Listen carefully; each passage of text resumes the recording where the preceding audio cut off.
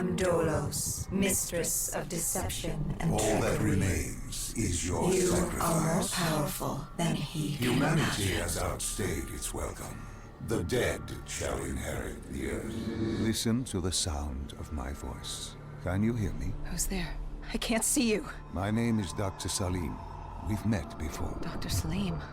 Where am I? You have fallen between the world of the living and the dead. The void. I'm dead? No, I can't be dead. Deimos, I have to stop him. And you still can. I'll explain as we go. For now, you must trust me. Think back to Coalescence. The start of your journey. The beginning. The beginning.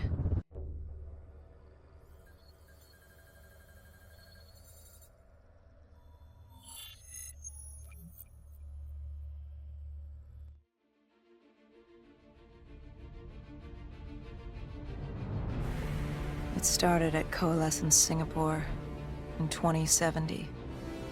10 years after the disaster. After virus 6115 began its spread. After the dead began to walk the earth.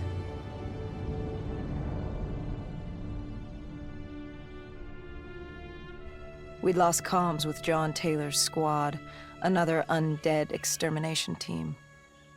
Dead killers, we were called. With our cybernetic augmentations, we were impossible to infect. We were trained to terminate the undead.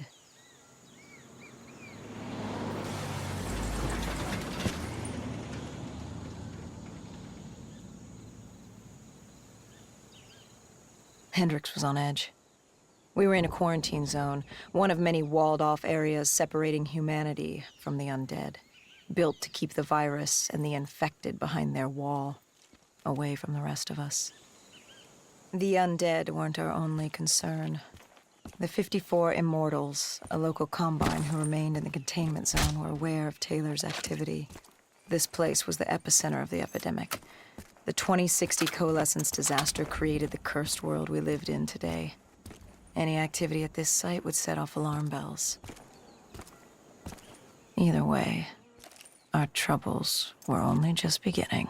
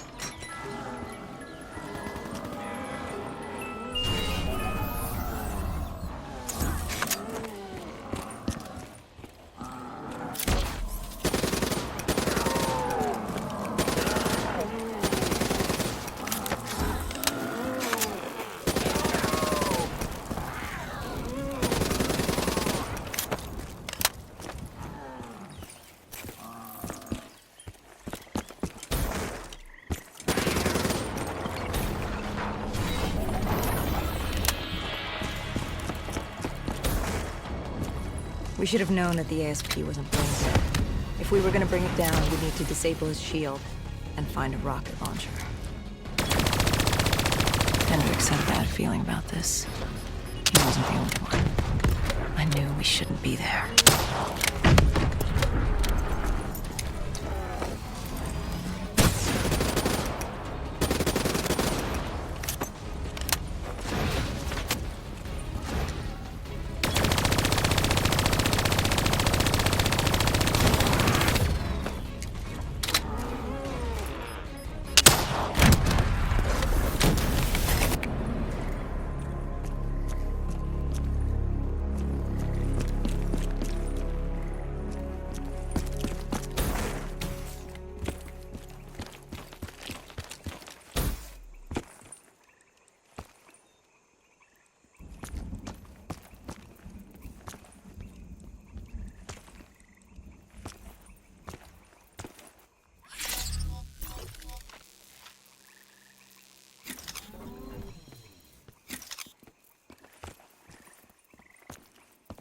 Coalescence.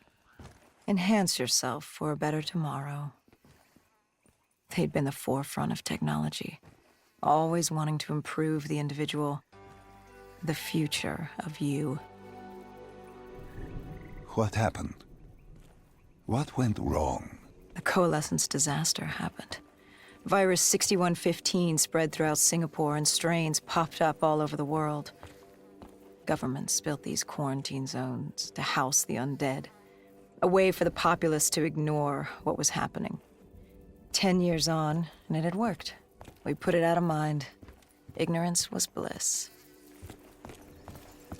What was so special about this operation? It was supposed to be by the books. 5 years after our cybernetic augmentations, Hendricks and I were a well-oiled machine. Quarantine sweeps, recon, search and rescue. It's just what dead killers do. But we'd never been sent after one of our own before. John Taylor's systems had gone quiet. With our direct neural interface, we're hardwired into Winslow Accord servers. Observation knew if you were dead or alive. For Taylor to be neither, that was unusual.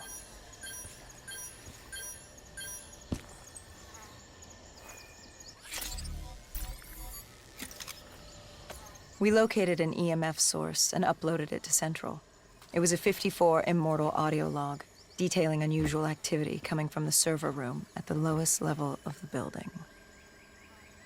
It couldn't have been more than a week old, probably why Taylor's team had been sent to investigate. Hendricks activated a recon drone to scan for life. We picked up a signal coming from far below. As we stood there in the atrium, I felt like Alice. And we were about to jump down the rabbit hole.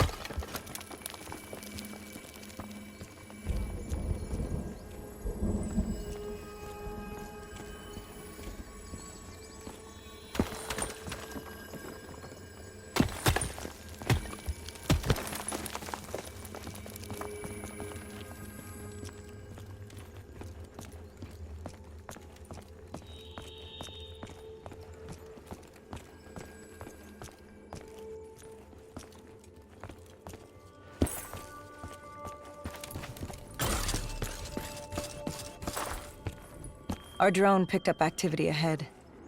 We should have known we weren't alone down here.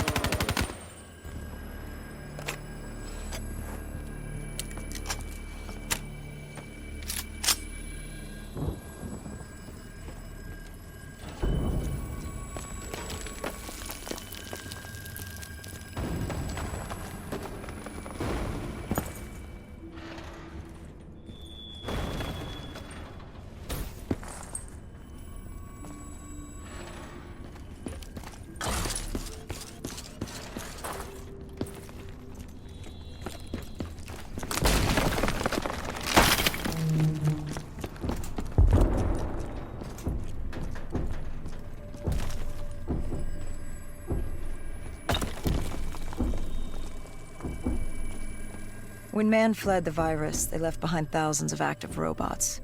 Machinery abandoned with one directive: kill the dead. Years later, they're still killing. But with decrepit programming, somehow humans had been added to their kill list, indistinguishable from our brainless counterparts. The strange behavior was observed in multiple quarantine zones. Another nuisance for us to deal with while on recon. We moved on.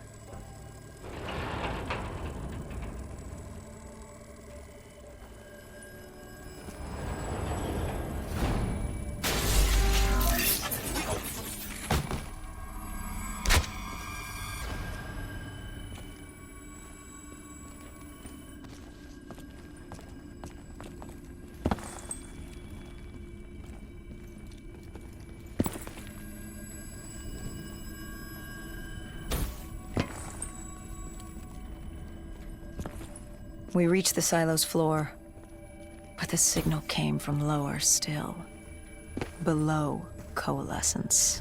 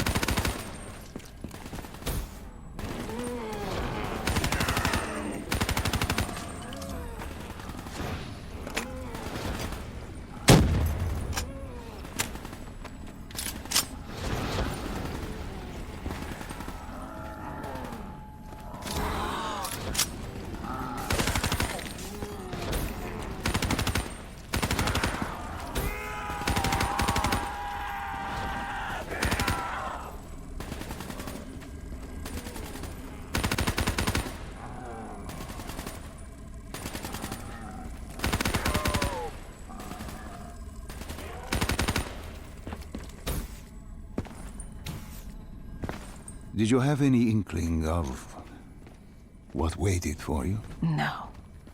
In hindsight, we should have put it together. But the fact of the matter, that day was supposed to be like any other.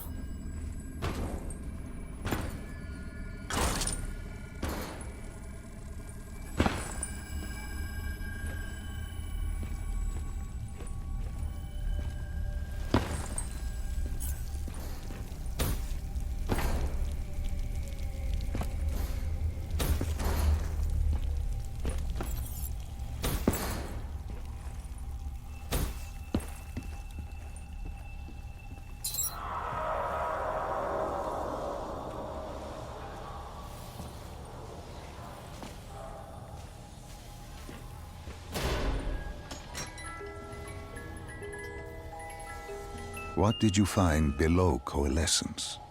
A CIA black project. Project Corvus. Unknown to the world, and unknown to most people in the know. As off the record as it got. A redacted footnote in Langley's history book. Part of me wishes we'd just turn back. Why?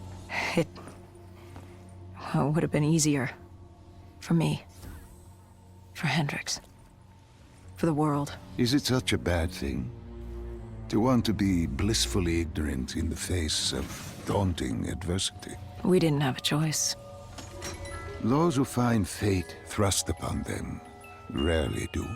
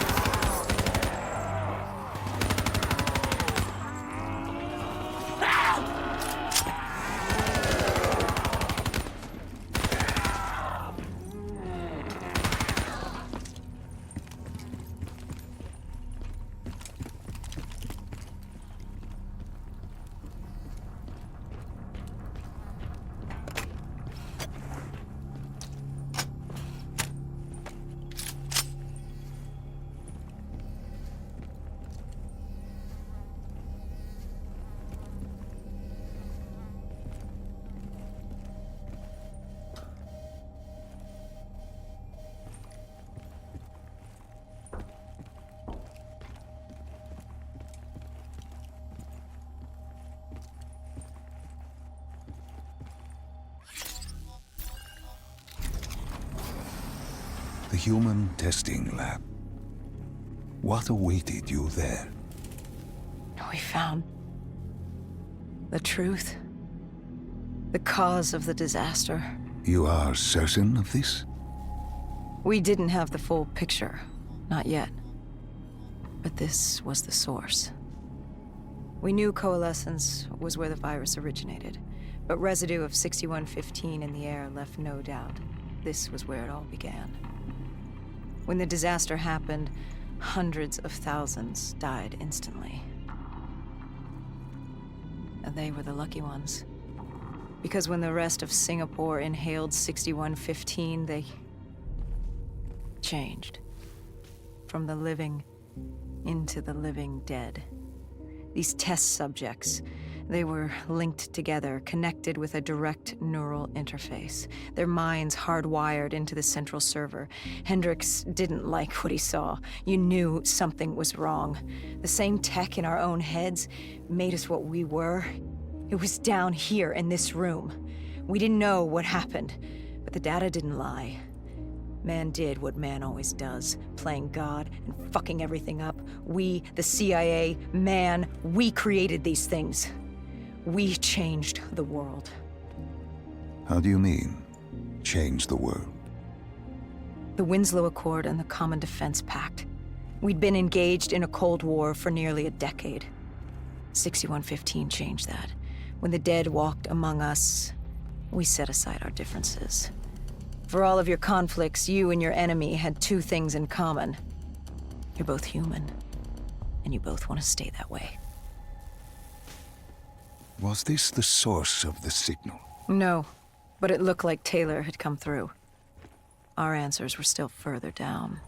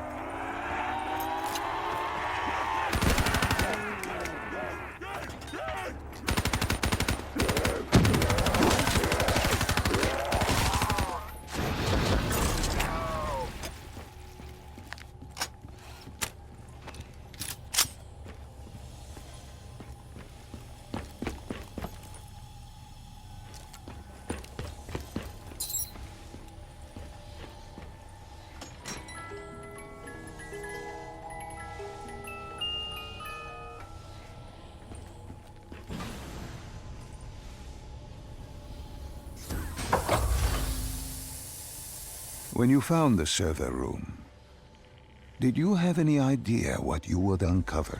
We couldn't have known. What we found was... We found Sebastian Diaz. One of Taylor's. Another dead killer. Our friend. He'd linked himself to the CIA server, connected directly with the Winslow Accord systems. He was deactivating defenses for the undead quarantine zones all over the world. The massive walls containing the spread, keeping us from the undead. Deactivating the defenses would let the flesh-eating hordes loose upon the living. It would end humanity. We had to stop him. The only way to stop him now was by destroying the server.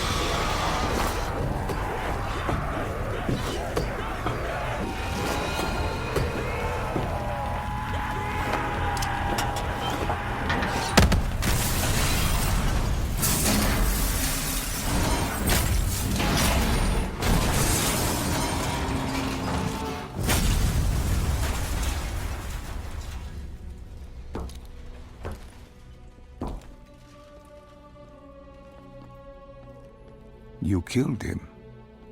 Your friend. He left us no choice.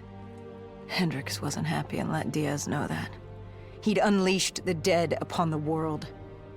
Hendricks knew what he had to do. You needed to find out what he knew. What he knew about Taylor. Interfacing with Diaz and accessing his memories was the only way to find him. Knowing what you know about DNI, interfacing would surely kill him. That didn't matter. We had to know. Had I known what it would do to Hendricks. From the interface, Hendricks learned Taylor was trying to get out of Singapore. There wouldn't be much time before we'd be too late. Tell me about the name. The name Hendricks learned. The name. Deimos. The demigod of dread and terror. Hendricks, myself, we had no idea what it meant, but Taylor's team was obsessed with it. But more importantly, we learned our arrival on site wasn't a secret. We had company. Go Julan, leader of the 54 Immortals. The Winslow Accord had no quarrel with them. To their credit, they had no idea we were down there. Had they known... well, I'm not sure things would have gone any differently.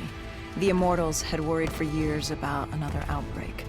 This was the final straw, and contamination was a risk they weren't willing to take. They blew the supports and let the ocean flood the building. We needed to haul ass and get the hell out of there.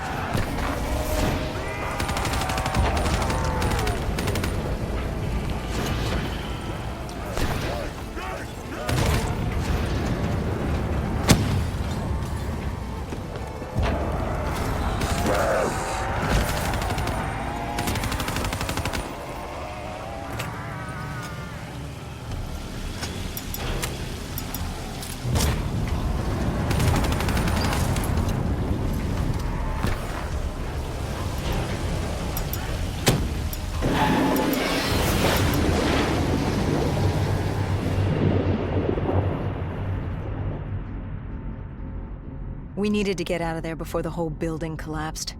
Hendricks had an idea. Flood the lab and let the water pressure jettison us out. Our lungs could take it. He just needed time to open the door.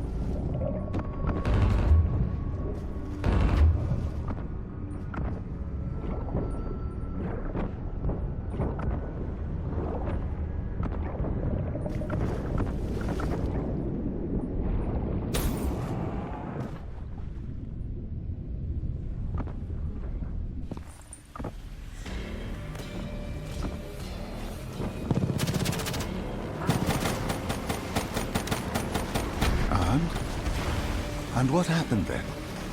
We got through it. We survived. Taylor's team was making their way out of Singapore. But we weren't giving up that easy. We still had a chance to catch up before the quarantine zone collapsed entirely.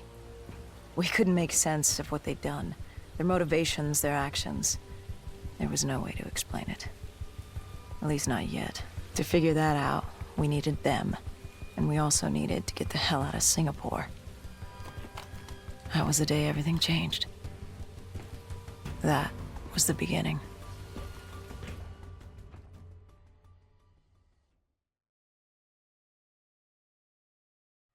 All right, Salim. I told you how this began. Now tell me why. How do I stop Deimos if I'm dead? Your body is dead, but your mind remains alive. I'm connected through your direct neural interface in your subconscious. To save humanity, you must open the portal. With your body gone, the only way to do this is to train your mind. Train my mind? Relive the events preceding your last. Only then can you alter them, change them. This... Now this is insane. Let me show you. Think back to when you first met Taylor.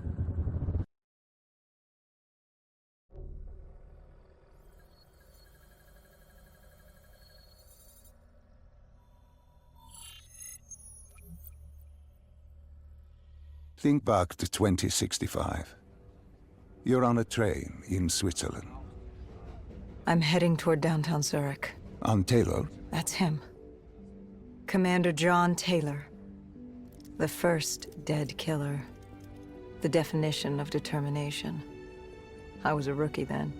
Fresh blood. There weren't many of us. There were more rumors about our division than actual recruits. They said we were engineered to be immune to 6115. That we couldn't get infected. This was your first mission? Yes. 5 years after the outbreak, most cities had at least one containment zone. But Zurich managed to stay outbreak-free. Now someone wanted to change that. Wait, this feels wrong. This can't be right. This can't be real. How are you doing this? I am not doing anything. This is your mind. I'm the passenger, you're the pilot. But tell me, do you remember the train exploding? No! Stop! Make it stop!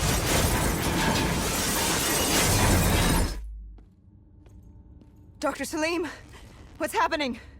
What's going on? You must be calm. This is your memory, and you dictate the truth. But your mind can play tricks on you. It can deceive you, and it can lie. This never happened, but it nearly did. You and Taylor stopped it. How can I see something that never happened? What the hell am I seeing? And why does it feel so damn real? The human mind is fragile, easily swayed by an incorrect recounting of events. This was one outcome your mind feared. Start from the beginning and take me through the mission. Once we organize everything correctly, we'll be able to find the truth. Tell me about the raid. The raid. There was a Cathartis terrorist collective. They were planning something big, but they knew we were coming. Stop. Don't rush through. Let us start with who was with you. You were not alone, after all. Taylor. He told me they'd received a tip about the Cathartists. These undead sympathizers had sprung up around the globe in the years following the outbreak. They believed the undead were the next step in human evolution. To become undead was to live. The dead should inherit the earth. Crazy, right? Was it only Taylor? Was there anyone else? Sebastian Diaz. The man we saw at Coalescence, who would disable the undead defenses. Back then, he was Taylor's second in command. He would take point on the raid. Hostile encounters were expected with the undead, but that didn't seem to bother him. They were so relaxed. The dead threatened Zurich. They were fearless. Didn't take away our own fears. If I was gonna learn my shit, it would be on the job. This mission was my training. For him, it was just another day in the life. Business as usual. And business was booming.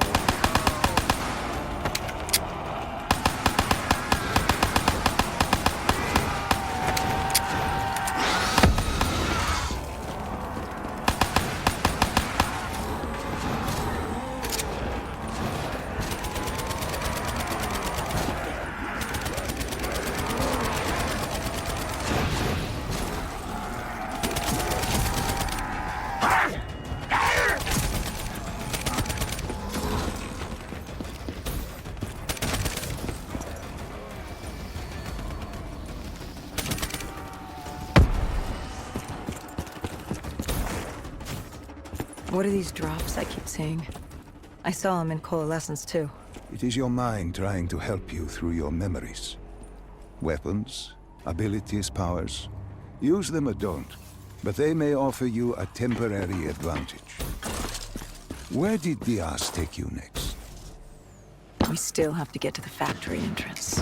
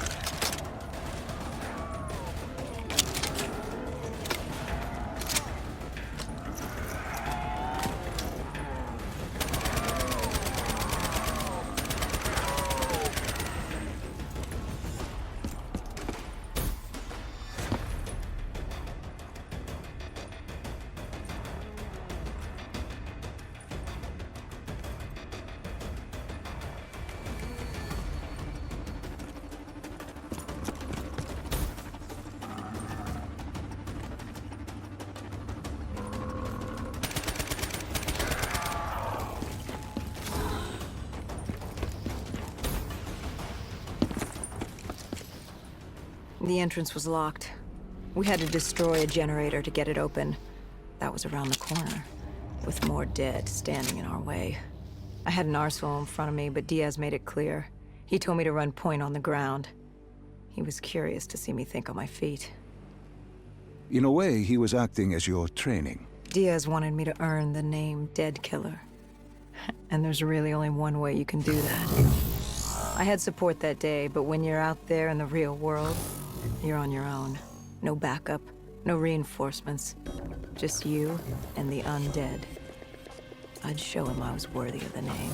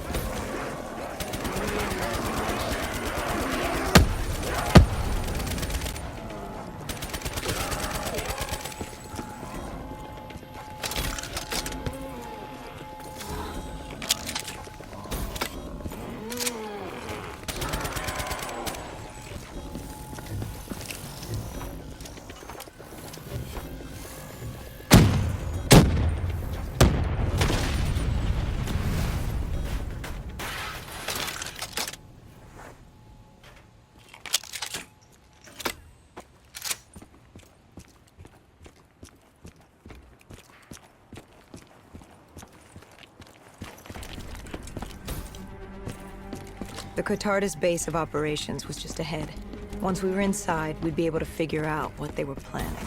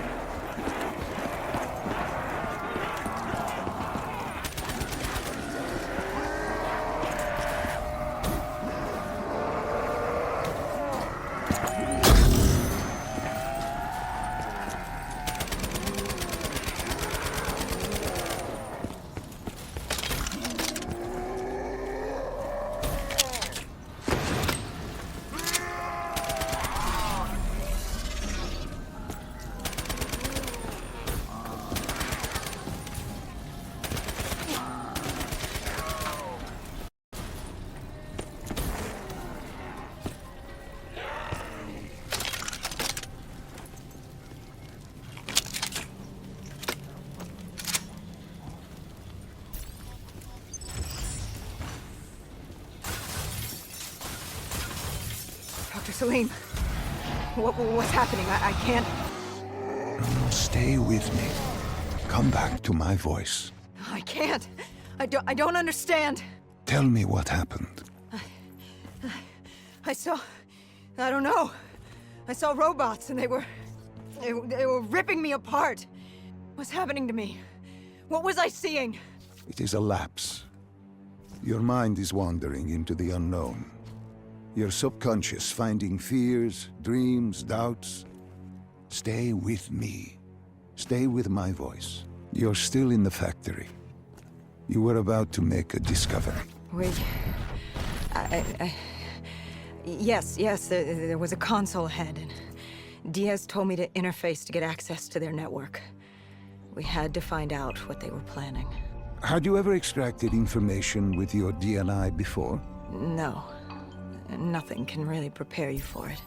The flood of data, endless streams of infinite information, it's instantaneous, and it's an eternity. What did it show you? The Cotardas had a contact. An inside man at Coalescence World Headquarters in Zurich. We had his address, ID number, security details, the last of which was most telling.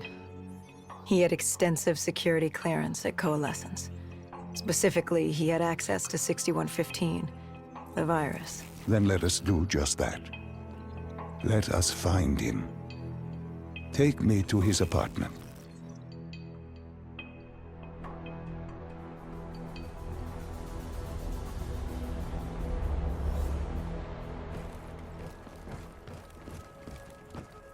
We were ready to breach, but it didn't go as planned. He was ready. I had to get after him. Our mark was going to release 6115 into the surrounding area. Remember, walk before you run. You weren't alone. Who else was there? Taylor? Taylor. Yes, he discovered our mark had just unleashed the virus into Old Town, turning civilians into the living dead. But Taylor didn't lead that day. No, he had Overwatch. He was our eyes in the sky. Sarah Hall, however... Sarah Hall, the team's intelligence expert, was with me. She had point. She found our mark. Apparently his supply of 6115 was 10 times what we initially believed. Enough to turn all of Zurich into a city of the dead. Hall had been with Taylor as long as Diaz. He practically raised her, trained her. He made her. With Taylor in the sky, Hall was our feet on the ground. She didn't have as much patience for fresh blood as Diaz. She was direct and focused. And right now, she was about to give me a lesson in target acquirement.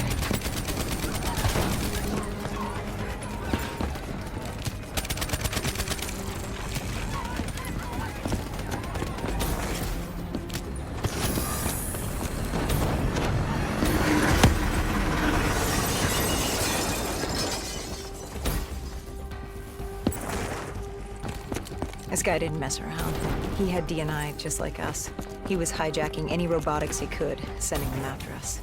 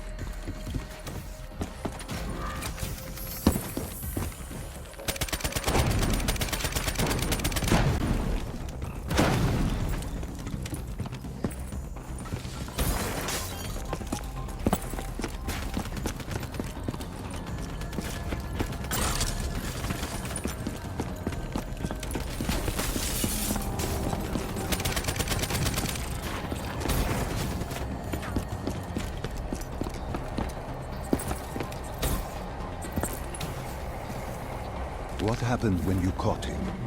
Our mark was bleeding out after that fall through the ceiling. Time wasn't on our side, and we needed information. So what did you do? I would do what Hendricks did in Coalescence. I had to interface with him, extract the information from his memories. You make it sound cold. You would be diving into this man's mind. A dangerous task. A terminal task. I know, but you have to make it cold. Detach yourself from the person.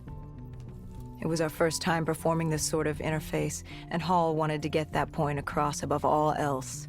It's nothing personal because there is no person. They're not humans. They're databanks for pilfering. Even though it would kill him. Even though... It's ironic, really. Ironic? Hall teaching me how to raid a person's mind. It wouldn't be long before... Well, we know what happens to Hall.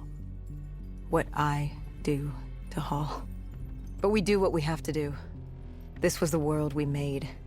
If we don't do it, if we can't sacrifice the individual, how do we protect everyone else? That is a heavy burden to press upon the individual. If not us, then who? This was what it was about. Being part of an undead extermination team. Being a dead killer. It's about making that sacrifice. Making the ultimate sacrifice. What did you find? What secrets did your databank have to share? The Cotardus group had set up shop deep in the subways. Whatever they were planning, the answers were there. Information that would stop the bomb. Save millions of lives. The greater good. Yeah. The greater good. Taylor joined us. If we were going to move on the subway, we had to act fast. The attack, whatever it was imminent. And your mark? What happened to him after your interface? He was gone.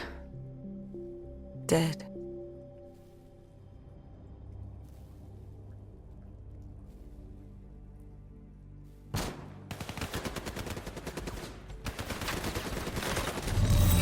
The tunnels. We tracked down the Cotardus operations, and they were putting up a good fight. Who joined you in the tunnels? Taylor oversaw the operation, but the lead on this was Peter Moretti, the last of Taylor's team, an explosives expert. He was the guy you wanted when you needed to blow shit up. He was damn good at blowing shit up, which made him perfect for the fight ahead. Fearing discovery, the Cotardus Collective had an armada of undead and patrolling robotics guarding the facility. I won't lie, it's strange seeing Moretti like this, knowing what happens next. He was crucial to finding Taylor, to finding Deimos. You mean the refineries in Cairo? He had a pivotal part to play. He just didn't know it yet. What he knew then was the way to the hideout. He took point.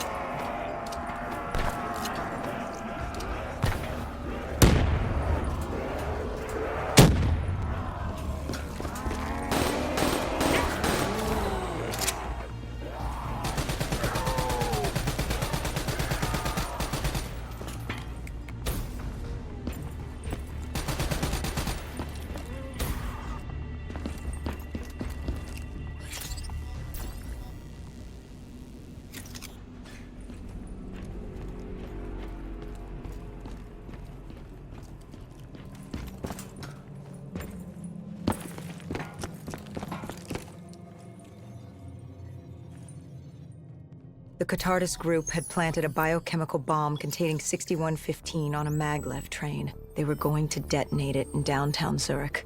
Their plan was to turn the whole city as we feared. Taylor said there wasn't much time, but I'd done good. For all the on-the-job training I'd been through, I'd done all right for myself. All that was left was to find the train.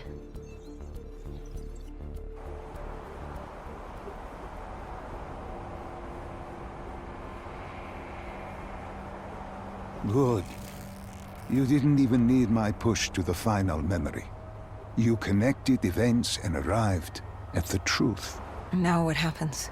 Now we set things right. Through your mind, you realign the events as they occurred. And by doing this, if I work with you and remember the events leading up to Zurich, You will be able to open the gateway. But let's not get ahead of ourselves. Let us finish here first.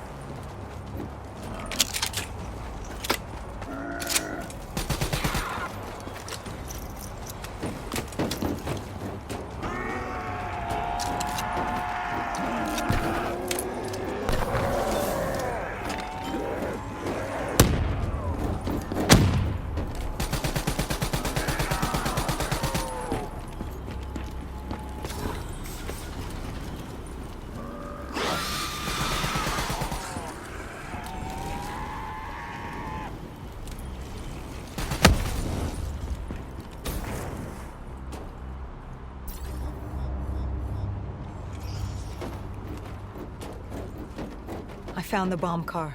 The whole thing was wired up, primed to blow. There wasn't time. I couldn't disarm it. So what did you do? Remember how we can't get infected? Some of the rumors about us were true. That's why I was there. Why we make the sacrifice. I used my cybernetic abilities to reverse the polarity of the train car and detach it. The car unleashed the gas, but safely outside the city. And you lived? I didn't know I'd make it at the time, but I turned out all right. It wasn't the last time I cheated death.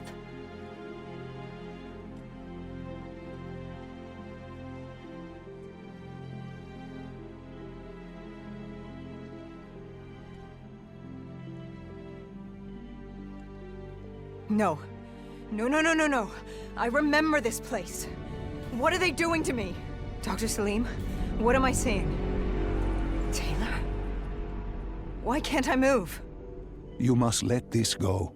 Stay with me. Relax. Come back to me. Come back to the void.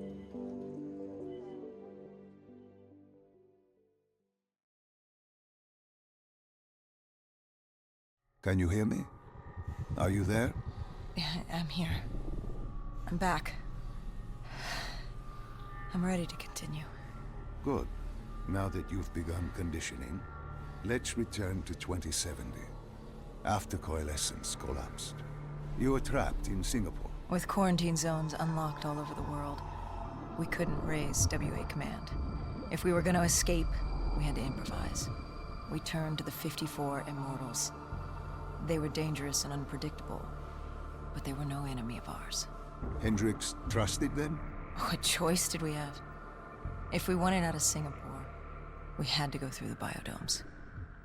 We had to go through the Immortals.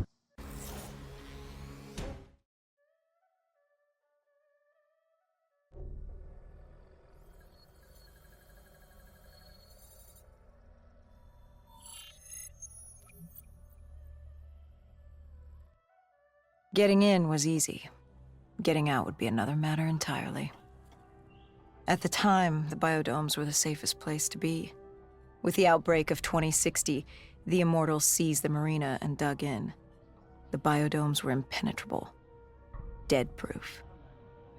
Hendricks had a contact, Danny Lee. He was slimy as they come, but he could get us transport. Not only that, Taylor had beaten us out of the biodomes. And Danny claimed to know where he was heading. They had this information. Danny was convinced Gojulan had info on her central server. They were doing us a solid, really. But that didn't come cheap. They wanted food, water, weapons, reinforcements from the Winslow Accord. We agreed to their terms, with no idea if we could honor it. The Immortals were a people of their word, and quite efficient in punishing those who did not act the same. Danny was in a bad mood. The Immortals weren't exactly happy to see us. They knew our part in what had happened in Coalescence. Danny went so far as to accuse us of opening the containment zones ourselves. Hendricks persuaded him otherwise. But that didn't change how I felt. We were there. We had our chance to stop Diaz in the server room. You cannot blame yourself for what is out of your control. There were powers in play far greater than your own. Powers with far more control. You were a pawn in his game. You mean Deimos?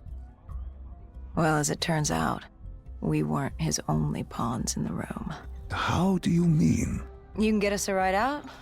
Sure, I'll give you that. But claiming to know where Taylor was? Know that saying, too good to be true? Something was wrong. There was something malevolent, malicious. I called Danny out. I wasn't too happy with that. But then again, we assumed he was just scared. The outbreak now occurring worldwide was unprecedented. We were all scared. Up till now, we'd become complacent. We got comfortable. The dead had stayed in their cage, and we kept pretending nothing had happened. Taylor and Diaz changed that. Pandemonium, riots, civil war, countries were already tearing themselves apart, in many cases before the dead even reached them.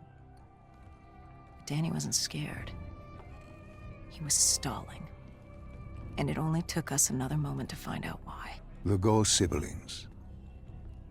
Danny set you up. No. This was different. It was their eyes. Hollow. Empty. Void of life. Like they could see right through me. They all had it. Just like Diaz. It was only later we found out all higher-ups in the Immortals were outfitted with D&I. Like us. If only we'd known the part our own technology would play. The thing about dead killers, though, there's always a plan B. We had a robot squad in place, ready if the situation took a turn. Gojulan bolted before our robots got her.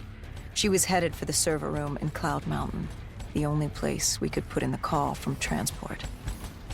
It became quickly apparent that uninvited guests had joined the party in the biodomes. The dead were flooding into this safe haven. It was about to become hell on Earth. We had to move. We had to get to Cloud Mountain.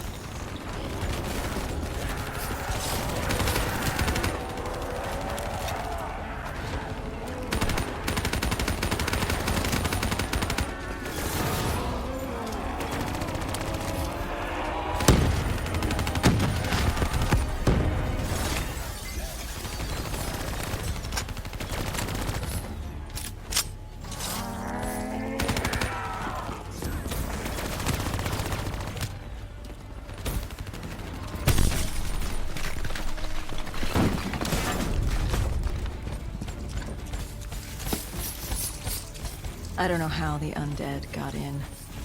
A forgotten open gate. A child's mistake. A poorly nailed board over a window. It didn't matter. It was spreading fast. We were already outnumbered 20 to 1. The remaining humans scrambling away or locked in their homes.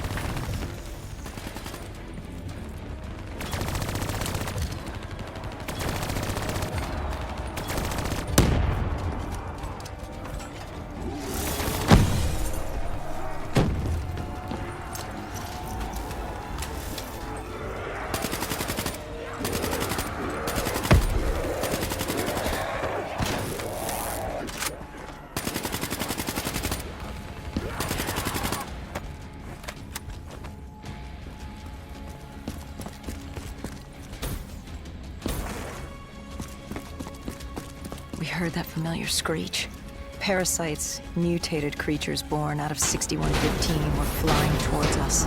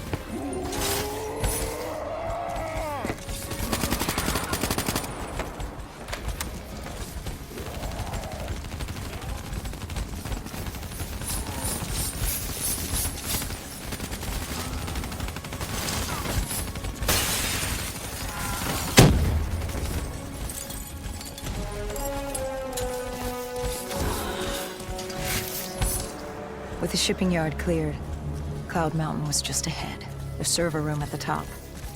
We had a long climb ahead of us.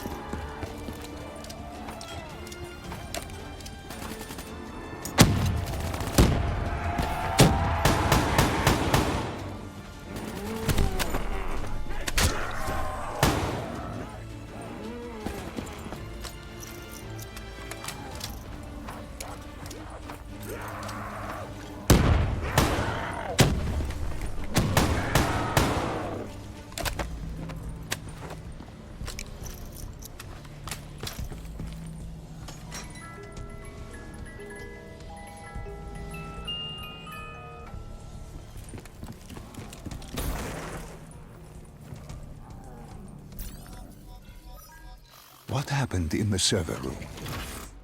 By the time we got there, Gojulan encrypted her hardware, locking us out of the central server. Hendricks stepped in, but we were a few seconds too late. Damage was done. Why did she lock you out? It didn't make any sense. Sure, we weren't on the best of terms, but this wasn't her. Something else made her do it. Something was controlling her. The encryption used a biometric hand scan. Hendricks tried to unlock it. But the Go siblings were smart. They'd set up an access system requiring both of their hands for authorization. And her brother was shredded with bullets back in the bar. We could hear the horde coming, and we only had one sibling. But she did have two hands. You chose to cut off her hand. Why? I hoped the biometrics were interchangeable, allowing the siblings to use either reader. If we were calling transport and getting out alive, it had to work. Lucky for us, it did. Hendricks interfaced with the system. He was able to raise WA command. We needed a ride out ASAP. They had a VTOL a few minutes out. Rendezvous was set for the top of the dome. But Hendricks wanted to know what Gojulan had on Taylor. Anything, even the smallest detail, would be helpful in picking up his trail. And that would take some time. And time was something we didn't have. Hendricks searched the archives. I dealt with the incoming horde.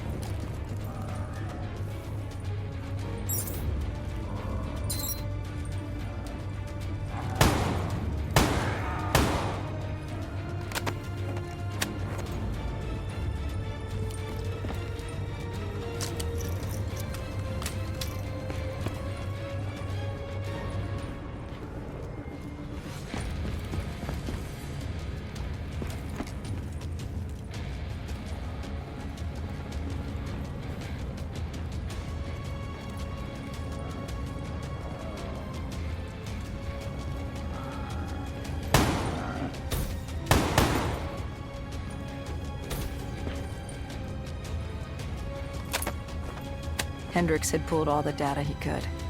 I hoped it was enough. Our pickup was in position. It's time to get the hell out of here.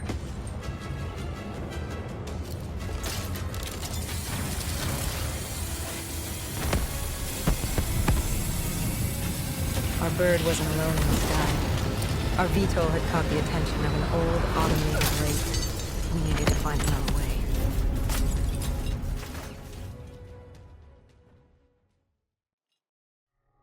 This wraith tailing you. It was like the malfunctioning robots you found in different quarantine zones. The kind targeting anything and everything as an enemy. Just like that. Except on a much larger, more deadly scale. And this one was very interested in us.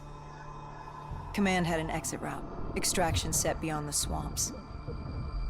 If we crossed the super trees, there were shipping docks where we could commandeer an airboat. It's easier said than done.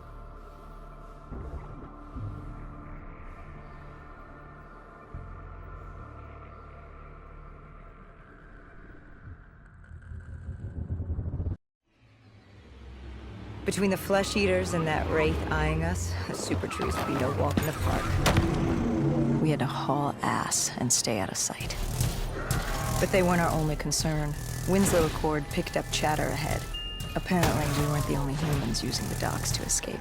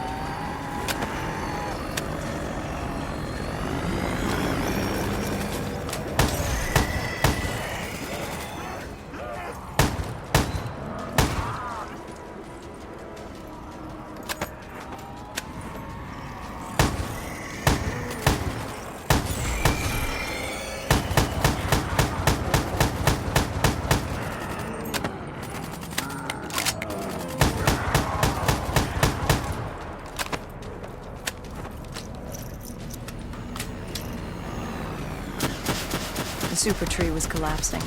The only safe route to the was up. Chatter confirmed that 54 immortals were scrambling to get out of the biodomes through the swamps.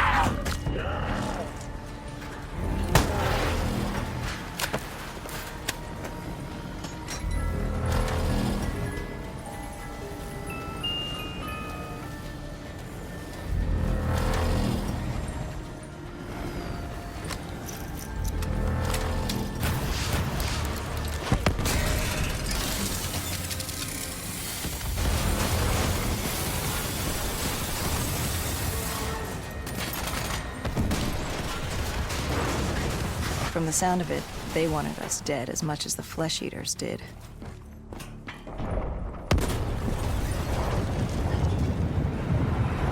Looked like we were jumping from one bad situation into another.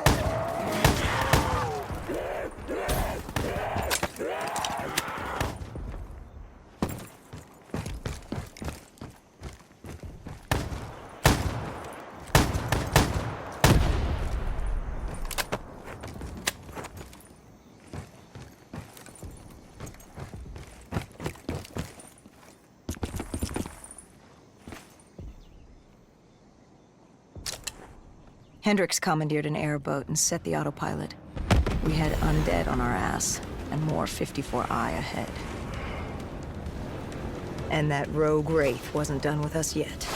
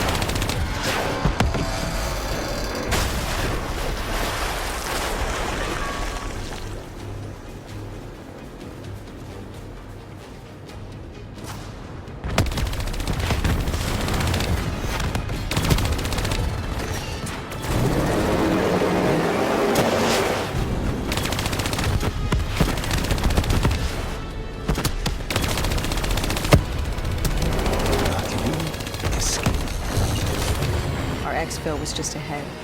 We were getting out of sync. What about Taylor? What did Hendricks learn from the server? Nothing. It had been wiped. Taylor was in the wind.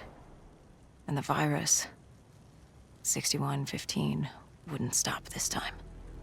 The Winslow Accord and CDP had been thrown into chaos. We'd lost Hong Kong, Berlin, and Cairo. And it was just getting started. What would come next? How the world would change? There was no way to be ready for that.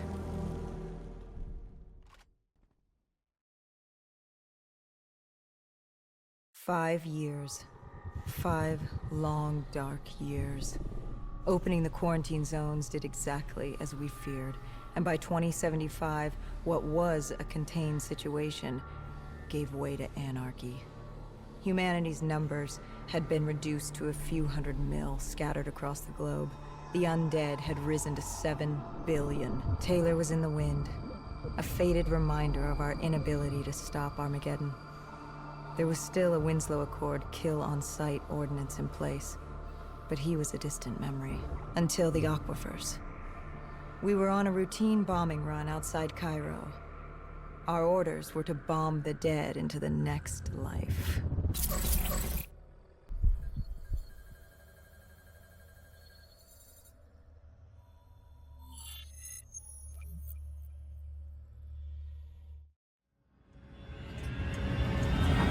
Our target was a Catardus colony. They'd taken over a refinery. It was a well-armed facility protecting them and the dead they worshipped. Top priority was to cut off their comms and leave them in the dark. But first, we had to clear out their defenses.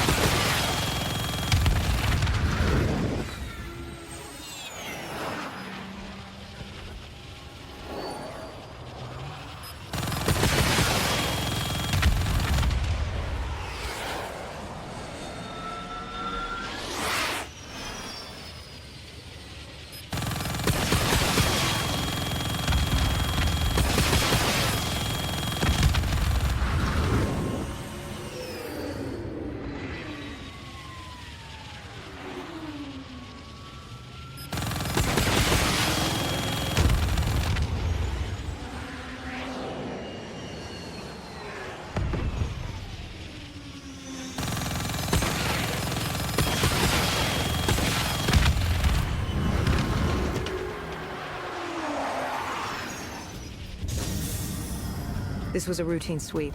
Every time another sympathizer colony sprouted up, we'd squash it back down. As far as we were concerned, we were doing the world a favor.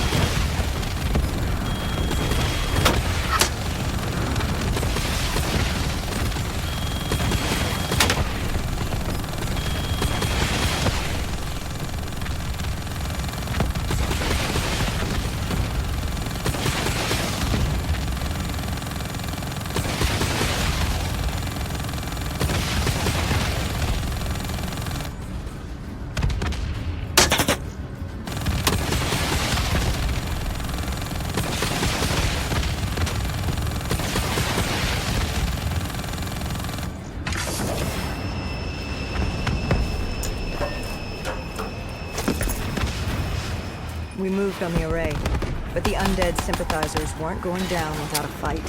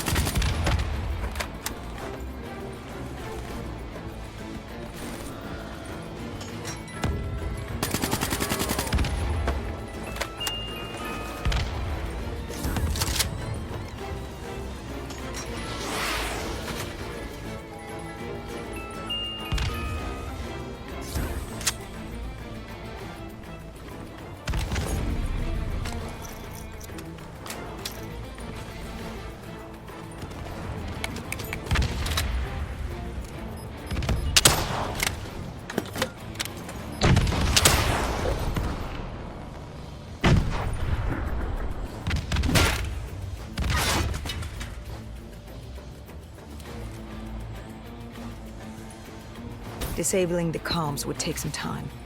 Our support detail dealt with that. I dealt with reinforcements.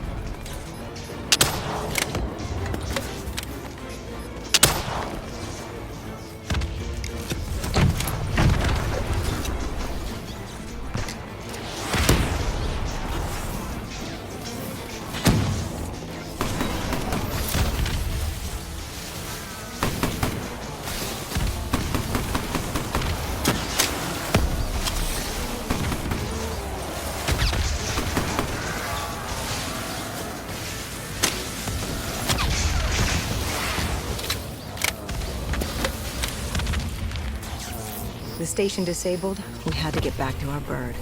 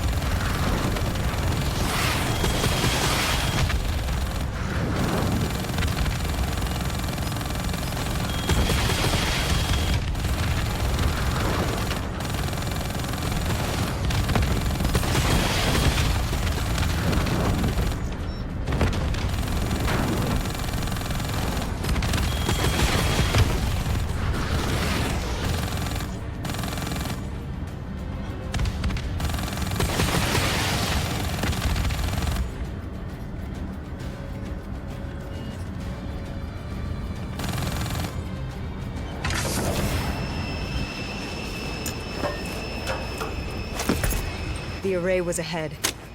Bring it down, we'd be one step closer to eradicating this colony.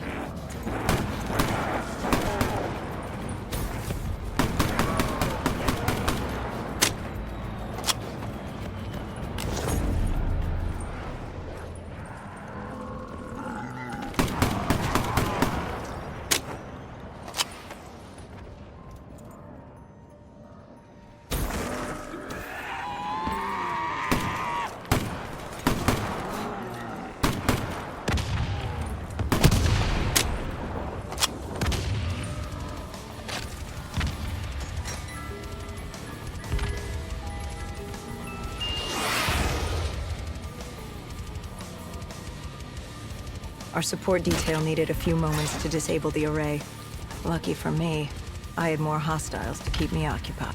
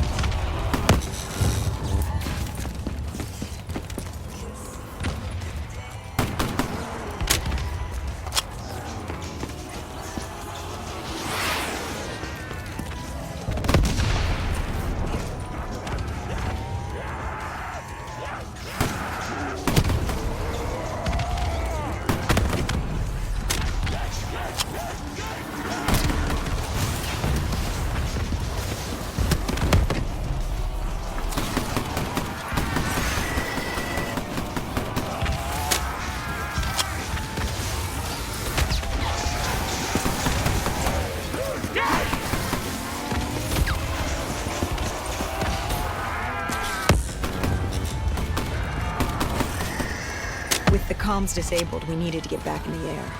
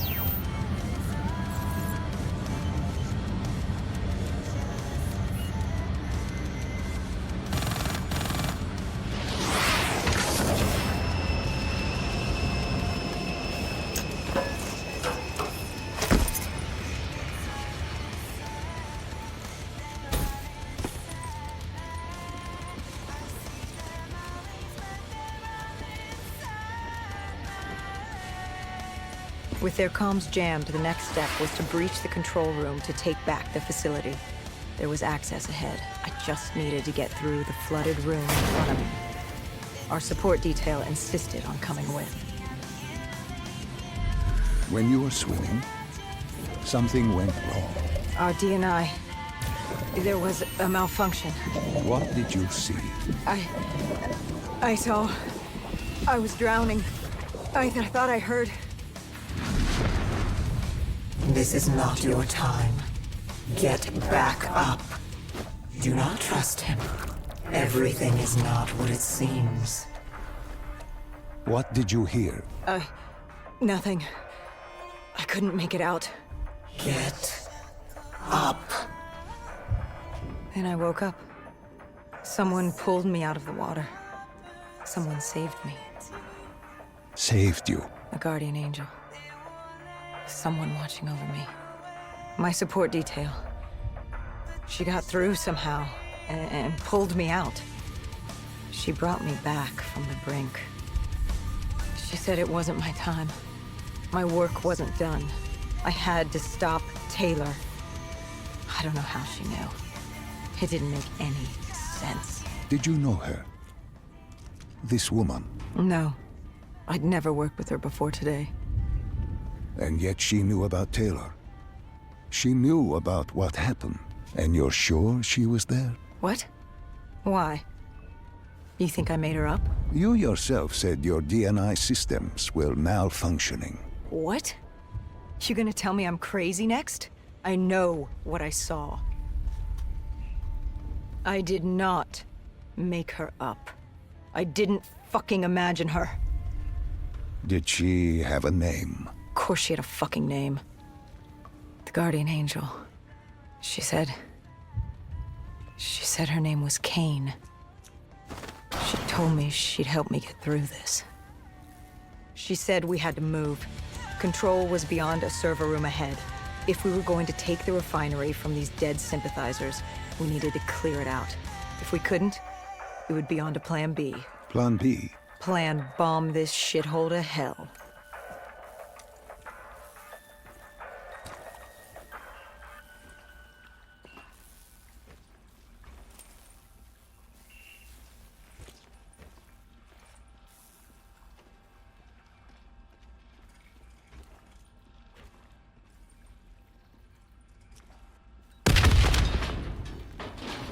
We prepped to breach, but it turns out our enemies planned ahead.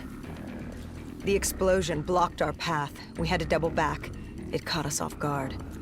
But the noise also caught the undead's attention.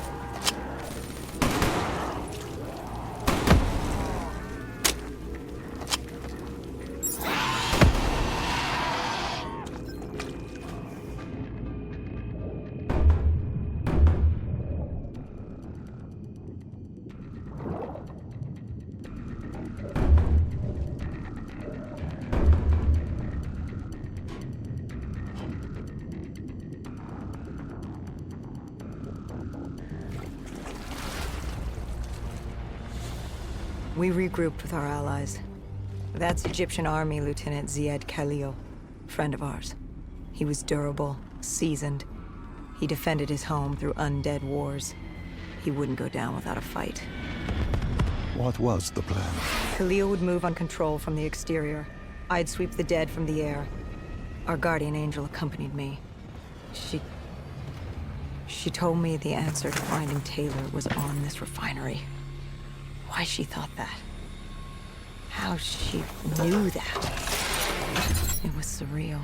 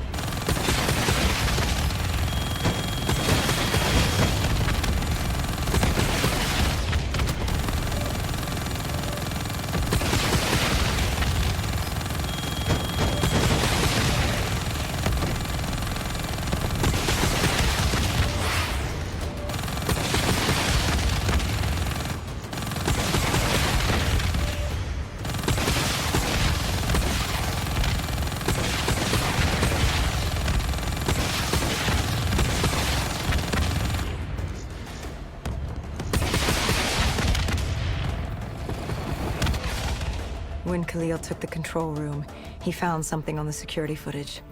Something we needed to see. Taylor. Like seeing a ghost. We just stumbled upon him. This wasn't just a Cotardus colony. This was Taylor's hideout. They were already evacuating Taylor. We locked down the facility, separating Taylor and his associate, Moretti. Who did you go after? It was too late for Taylor. Cotardus put him on a VTOL. We'd go after Moretti. Command informed us the kill order was still active. Hendricks didn't like that, but it wasn't his call. How did you feel about it? 5 years. 5 years after our fuck-up, and we could fix it. I'd gladly take the shot.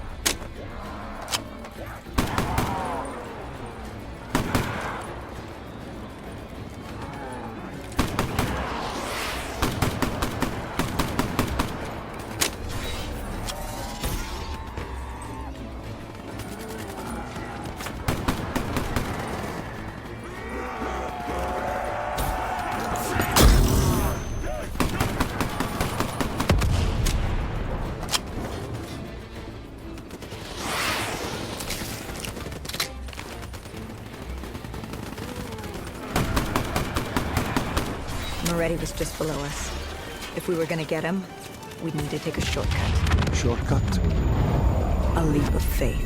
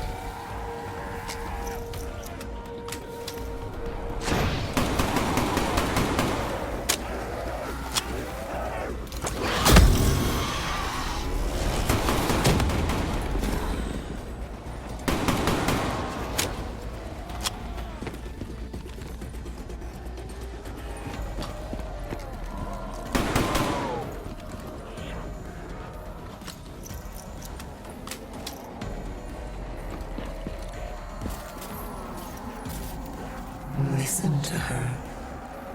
Trust her. Find Taylor.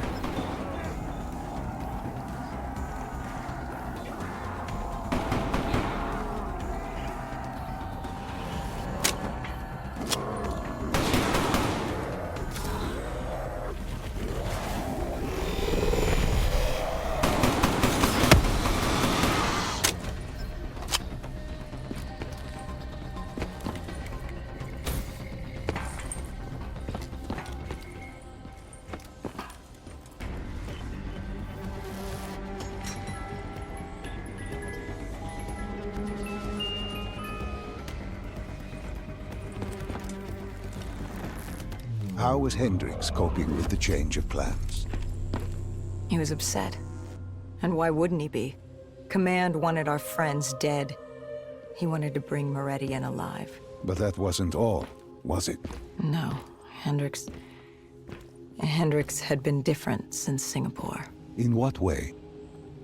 Every way. Aggressive, angry. He was losing perspective. And something was just off. I should have known what happened. How could you have known? Even if you had, what could you have done? You seem so certain of his intentions. We all battle inner demons and our choices. Hendricks, Taylor. That whole team rose the ranks together, fought alongside each other. Friends.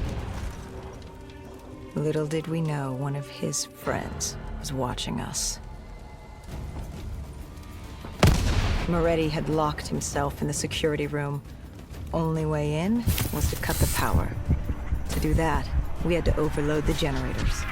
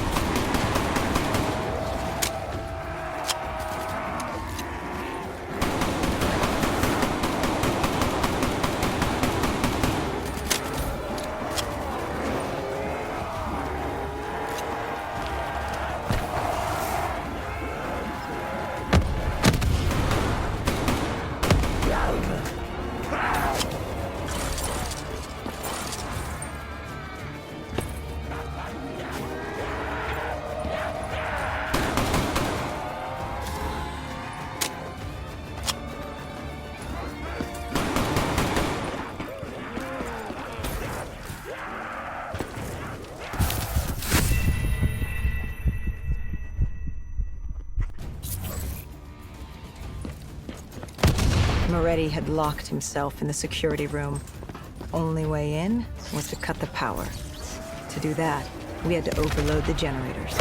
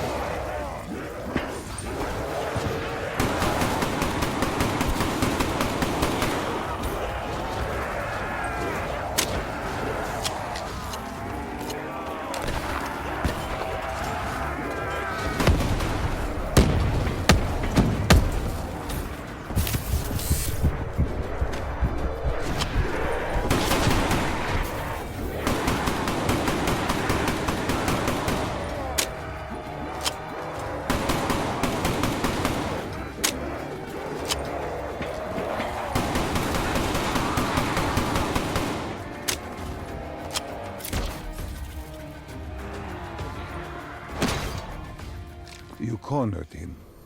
What did Moretti say? He said that name. Same as Diaz. Deimos. He said if I wanted answers, I had to find Damien Bishop, a man we both knew from a past mission. Bishop could help stop Deimos. But first, I had to kill him. He kept saying, "This isn't me. This isn't me." He kept saying Deimos made him do it. So I granted his last request.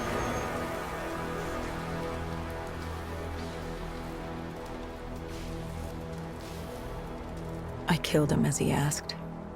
I did our job. It didn't sit with Hendricks. Can you blame him for his outburst? Hendricks was pissed because Moretti was our link to finding Taylor.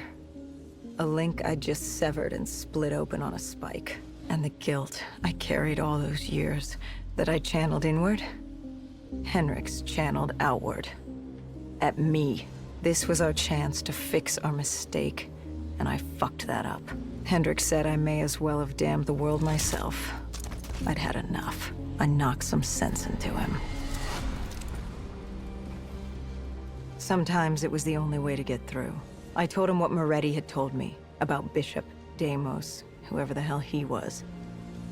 The mention of Bishop got Hendricks' attention. Last we saw him was back in '65, 10 years ago in Ethiopia.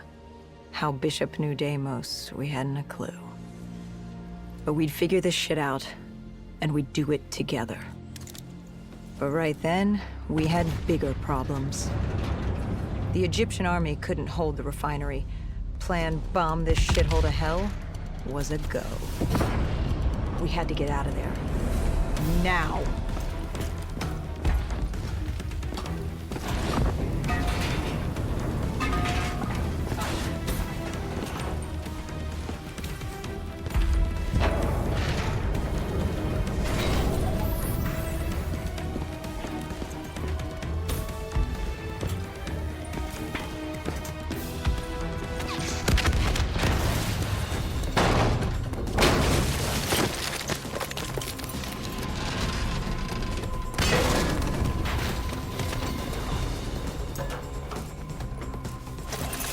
We lost Taylor, but we had a lead.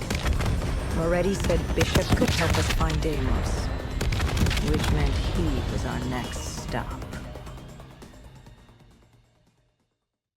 This bishop that Moretti mentioned, Damien Bishop, the man who found the cure. A vaccination to make 6115 victims human again. a cure. Did it work? It should have. Something was blocking it. Bishop had this theory. He believed somewhere there was an undead brain. A single creature controlling them as a collective hive. He believed that it somehow blocked the cure. We met him in 2065 when he made the breakthrough. News traveled fast. He and a few others were kidnapped in Ethiopia. It was a joint op with Taylor's team. We were to extract Bishop from a base overrun by the dead.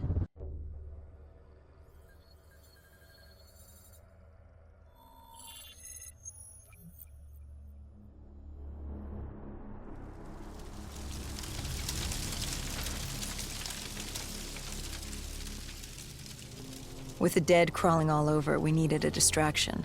Something to keep the flesh eaters occupied so we could grab Bishop. We weren't dead killers yet, so we had to be a little more creative. And lucky for us, there were plenty of NRC birds in the sky, and the NRC's dead system still worked. Laser cannons built to auto-target any hostile aircraft. So you created the diversion. And Taylor's team prepped extraction. Unfortunately, it seemed our cover wouldn't last as long as we hoped. The remaining NRC noticed the radio silence from air traffic control and had sent soldiers to investigate. Command set exfil for a satellite station off base. We reset the dead system to target one of the automated planes circling above. Turns out the undead have a thing for giant explosions, like moths drawn to a porch lamp. And all we had to do was turn on the lights.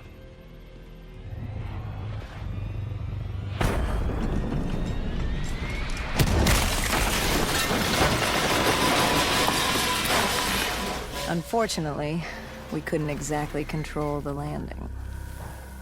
Hendricks alerted Taylor the bird was down and the diversion in play.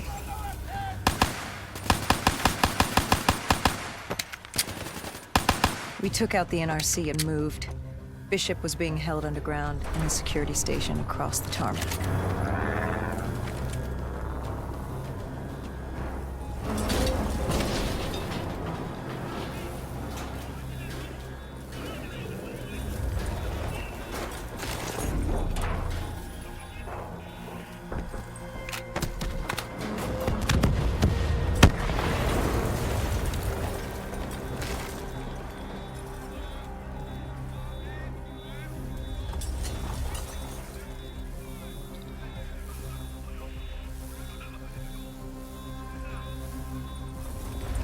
Hendricks ordered weapons down. The base was crawling with NRC soldiers and undead. No need to draw any more attention to ourselves. We crossed the tarmac. The tunnel ahead led to the security station.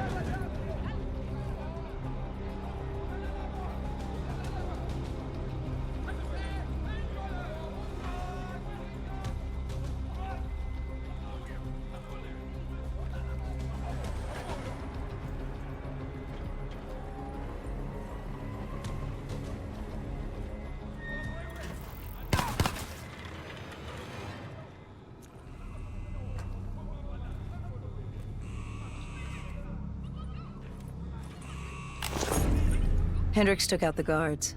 I hacked into the system to find Bishop. Why were there NRC still at the base? It was being overrun. They needed the cure. They kidnapped Bishop's whole team and would do whatever it took to get their hands on it.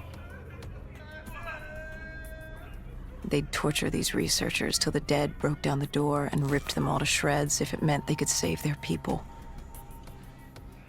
It wasn't personal. It was self-preservation. With the secret out about Bishop's discovery, he'd become the most wanted man in the world. The NRC were just the first to grab him. It was every country for itself. Why do you think we were there? The Winslow Accord wanted the same thing the NRC did. You can't rationalize anything when you're put up against the wall. Nothing about this was rational.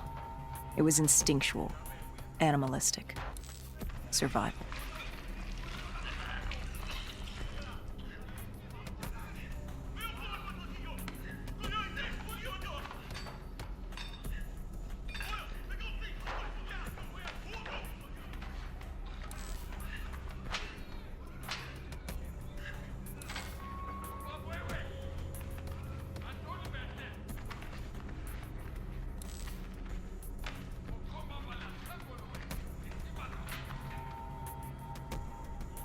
He had been escorted to an interrogation room. We had to hurry. Behind us was an undead army. Once one got a whiff, the others would come running.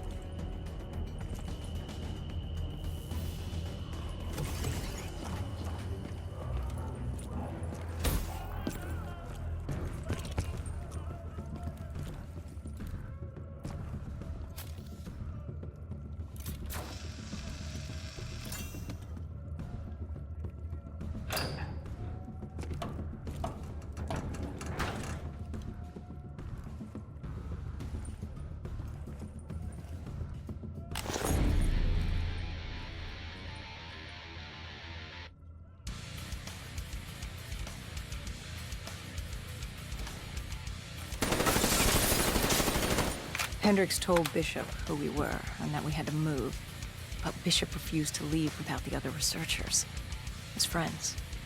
Our instructions were specific. Bishop was our priority. We didn't like it, but Bishop refused to leave without them. It sounds like you were taking an awful risk. He said for the cure to work, he needed them. They weren't expendable. Technically, we were.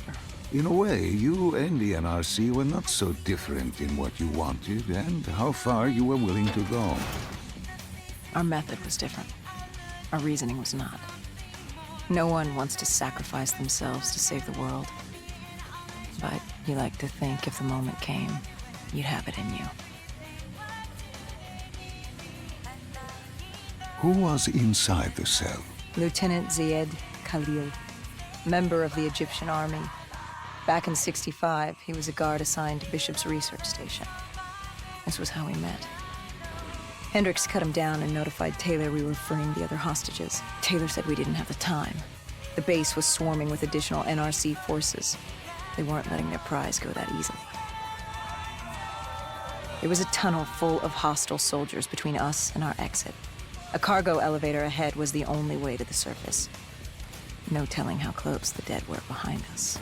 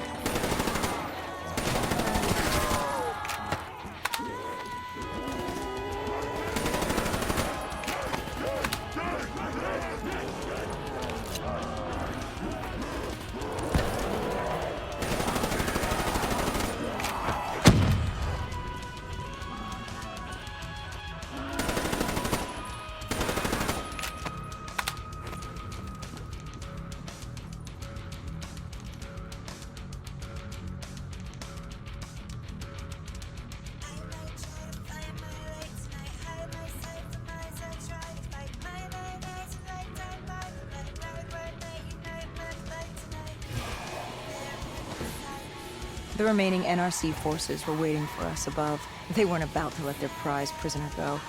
If it meant getting the cure and saving their families, they were willing to die for it. And they weren't the only ones. We'd never seen dead killers in action before. To us, it was a spectacle. To them, it was just another day in the life. Wait a minute.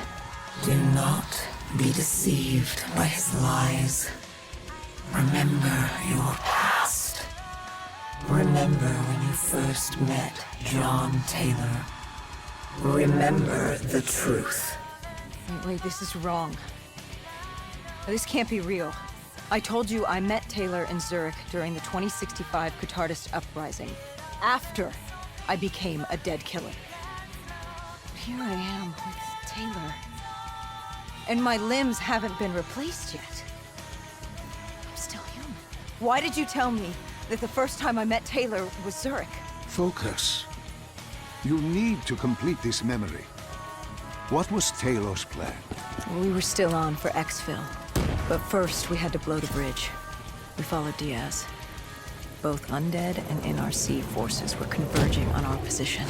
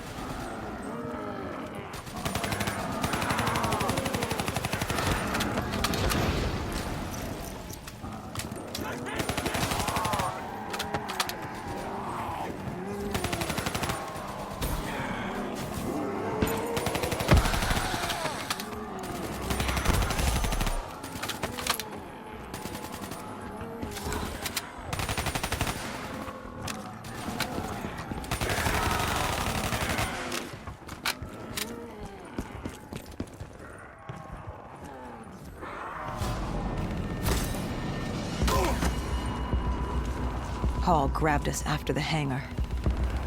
She was to take us to Moretti, so we could blow the bridge.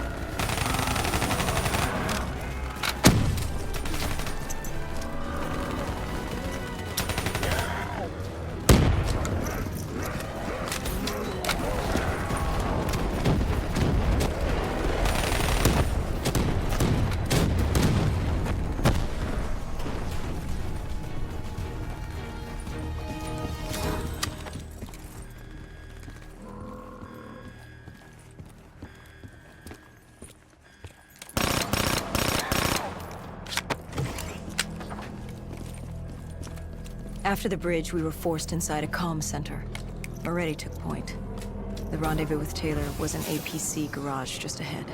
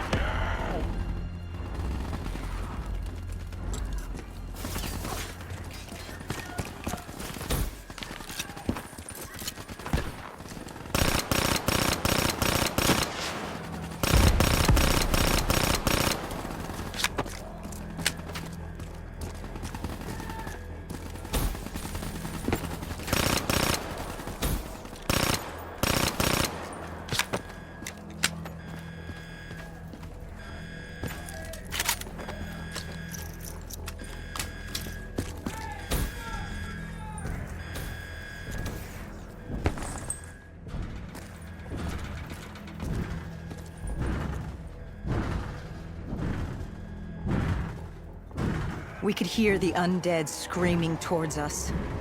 But that wasn't all. A robot horde was moving in. Taylor would need some time to get the door open.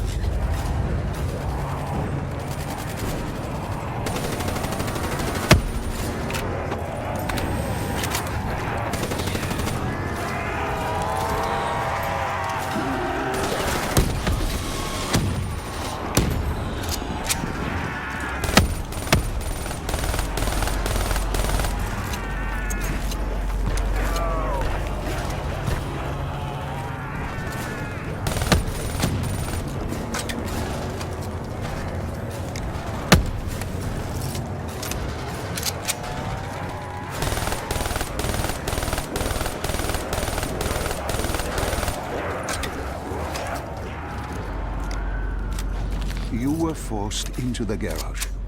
What happened there?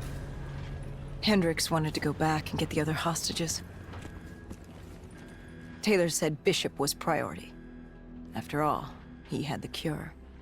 The rest were just collateral. What did Taylor do? He volunteered to take his team to get the others. We were to take Khalil and Bishop to exfil.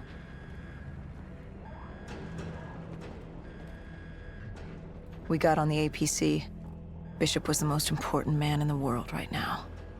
We had to get him to exfil if it killed us.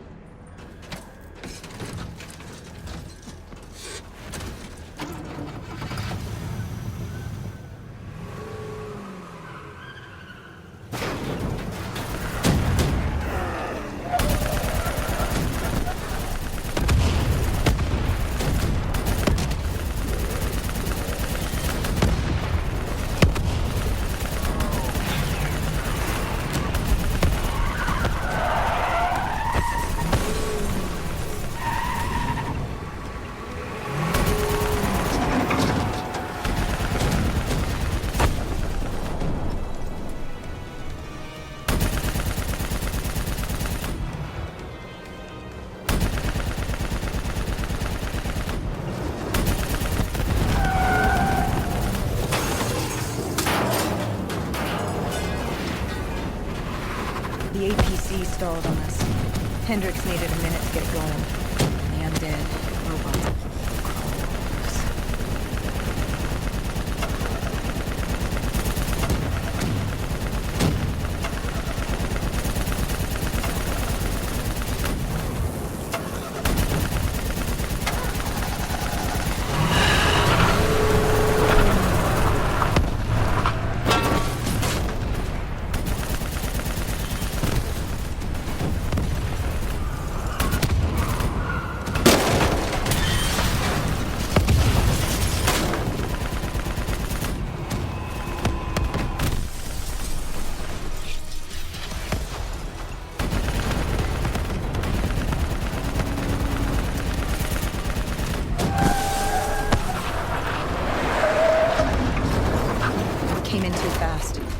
The APC spun out and crashed.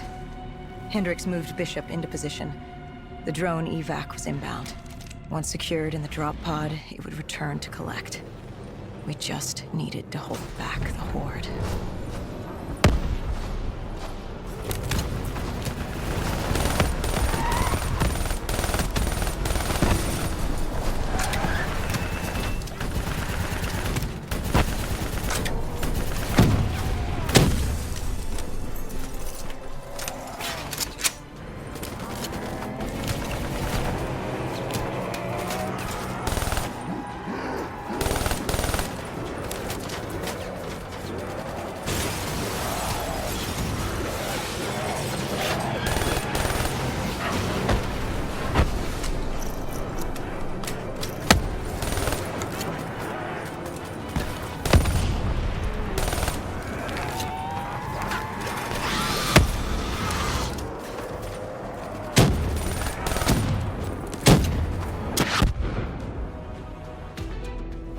What happened?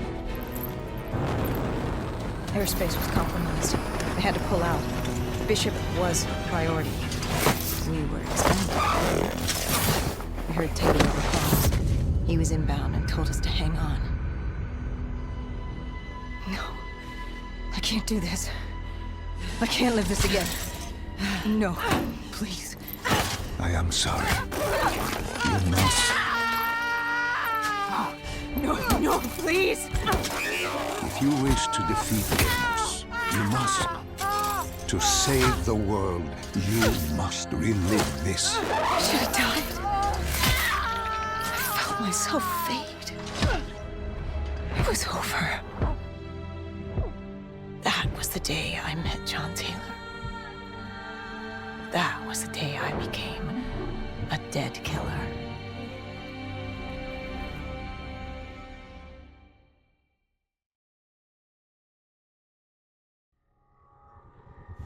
That was the day you met Bishop, the man who found the cure, before he died at the Cairo aquifers. Moretti told you to find him. On Moretti's instruction, we sought him out. We told him what we knew, which at the time was just a name, Deimos. He didn't know much, just that Deimos was responsible for the outbreak, and that a safe house in Singapore had a dossier on the guy. So we returned to Singapore. Little did we know, Gojulan had taken the city, and somehow gotten the undead to obey her, If we were gonna get to the safe house, we'd have to go through them.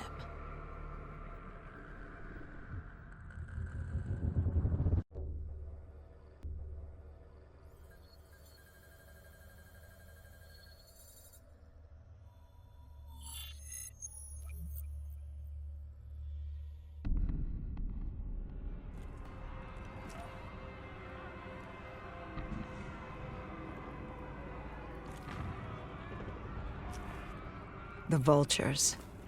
Sadistic scavengers, ravaged by atrocity and time, driven by fear and insanity. We saw their victims strung up on display the moment we arrived. When forced against the wall, the impurities of man can be revealed. It was more than that. This was survivalism. When only 1% of the world's population is human, you either died and became the undead, or you survived by preying on the living.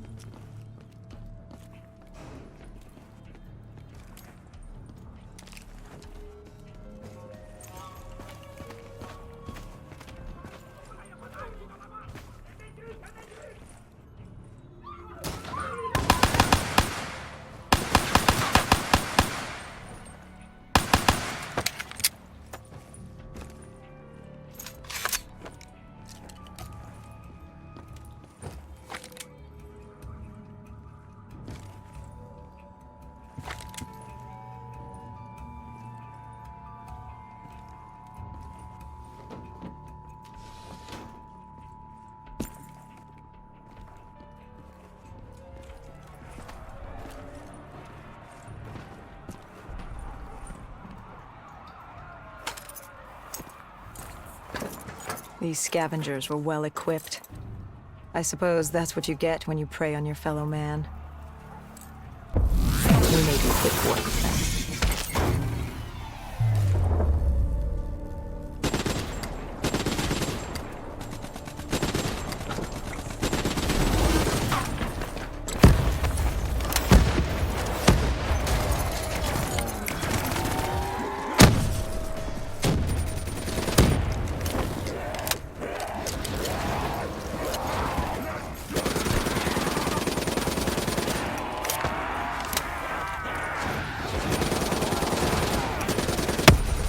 Hendricks took point down the alley. From the sounds of it, the dead knew we were coming. Clearly, Singapore was happy to have us back in town.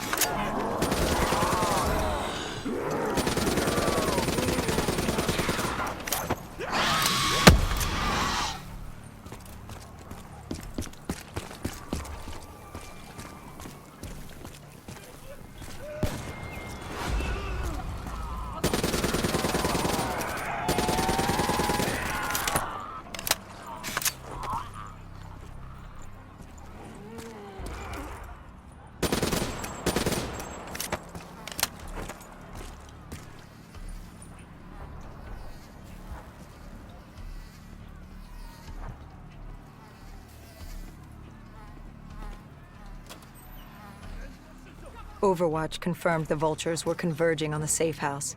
Civilians spotted on site. We didn't know if we could get through without additional collateral damage.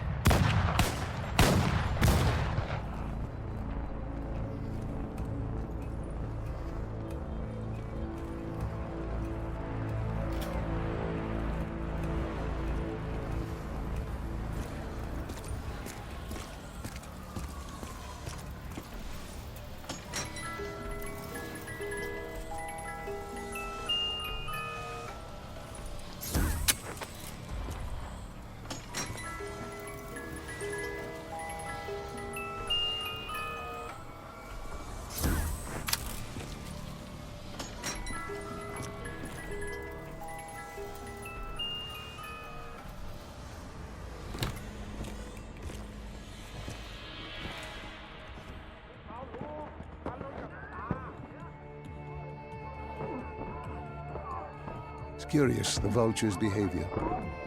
Willing to kill the living and the dead alike without prejudice. Survival of the fittest at its most primal. They act with reckless abandon without thinking of the consequences. They had to know, the more they killed other humans, the slimmer their chances became. Don't think of them as humans. They're animals. Abandoned by any form of governing body, they dictated their own society. They were tribal, nomadic. In their eyes, man was as much a threat as the undead.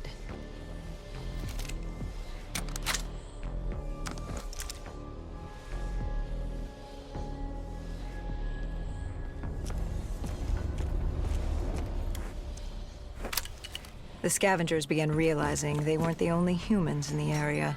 It was a matter of time before Gojulan knew we were here. The safe house was beyond the gardens, but the gardens belonged to the dead. They smelled us lurking above.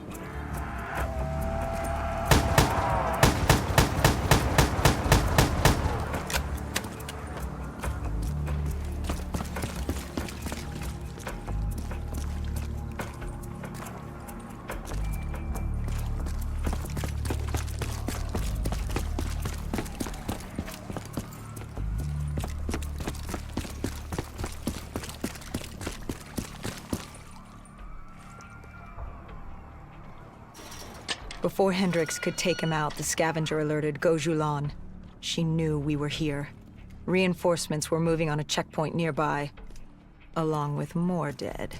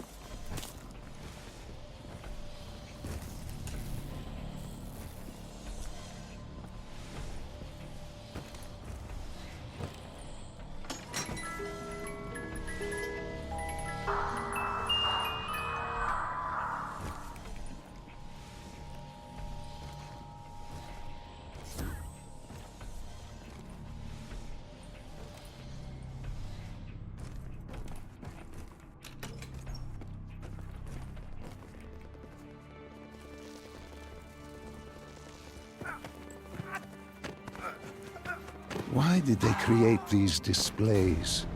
What was the purpose? They weren't just displays. They were art. A way to show off their work, lure their enemies with the dead bodies of friends. Vultures are territorial. They fought among themselves, sociopaths at war with everyone and everything. Undead or fellow human. Either way, you were a predator competing over the same resources. And now we'd become prey baited into a trap.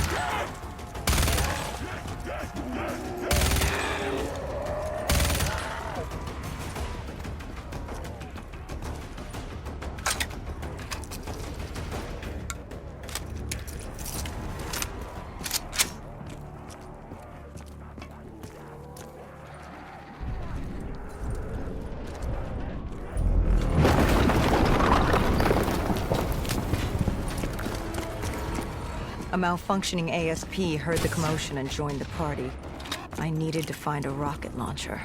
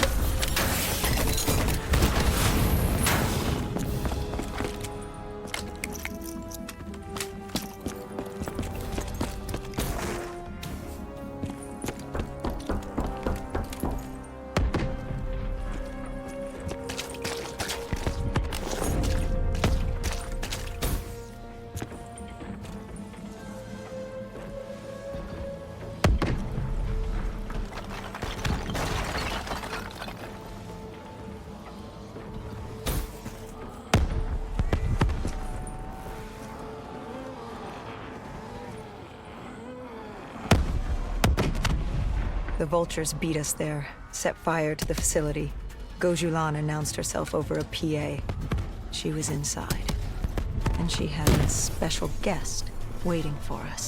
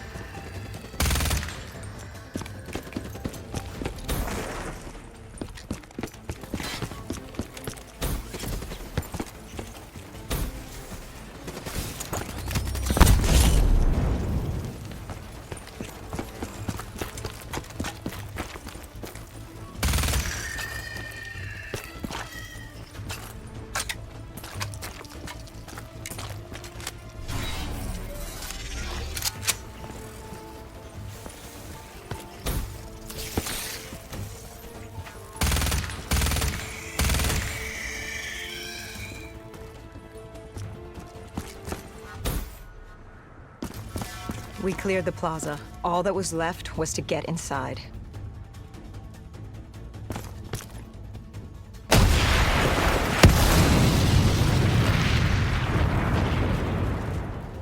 The blast knocked us back. We heard the building creaking. It could collapse at any moment. Hendricks thought we should stand down. It wasn't worth it. You push back.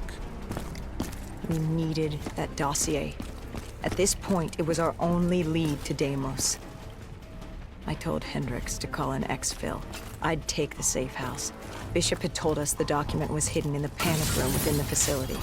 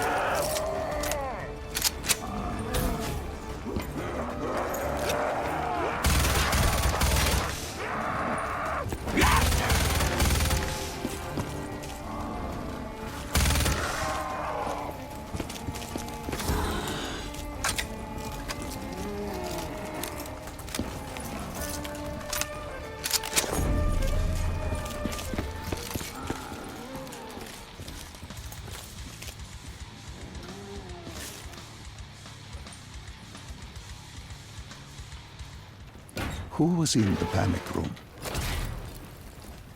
Her. Kane. Our guardian angel. Someone had beaten the hell out of her. Gojulan. She was there for the same thing I was. The same thing our friend was. The dossier. Do it. Kill her. Kill his host. Prove yourself worthy. Did you kill him? I struggled. Panicked. I acted in the heat of the moment. And the file on Deimos? Most likely it was reduced to Kindle. Gone. Or so we thought. Hendricks called in transport. Singapore was another dead end. But we needed a few answers from Kane. Starting with who the hell was she? And what was she doing in an abandoned CIA safe house? The truth proved more eye-opening than we could have imagined. After the aquifers, we certainly hadn't expected to see Kane again, let alone here. She wanted the same thing we did. The data drive on Deimos. Better yet, she knew where it was. It was moved from the safe house to a CIA black station in the quarantine zone. Did she say why Gojulan was trying to kill her? It wasn't Gojulan. Julan was a puppet of Deimos, and Deimos wanted Kane dead. Guess he didn't like her very much. Did you trust her? No, not yet. Our guard was up, but if she could get us to the black station, it was worth a shot.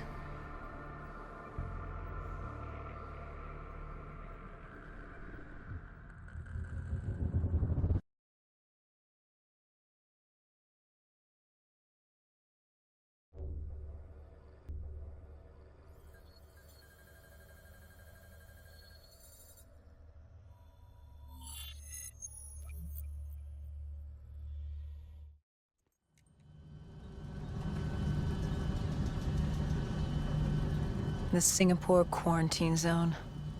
We never thought we'd be back here. Bad memories? You know damn well it certainly wasn't good ones, Doc. The place was a living, breathing reminder of the incident 5 years ago. We'd be in and out quick. We weren't staying any longer than we had to. Find out who this Deimos asshole was and get the hell out of Dodge.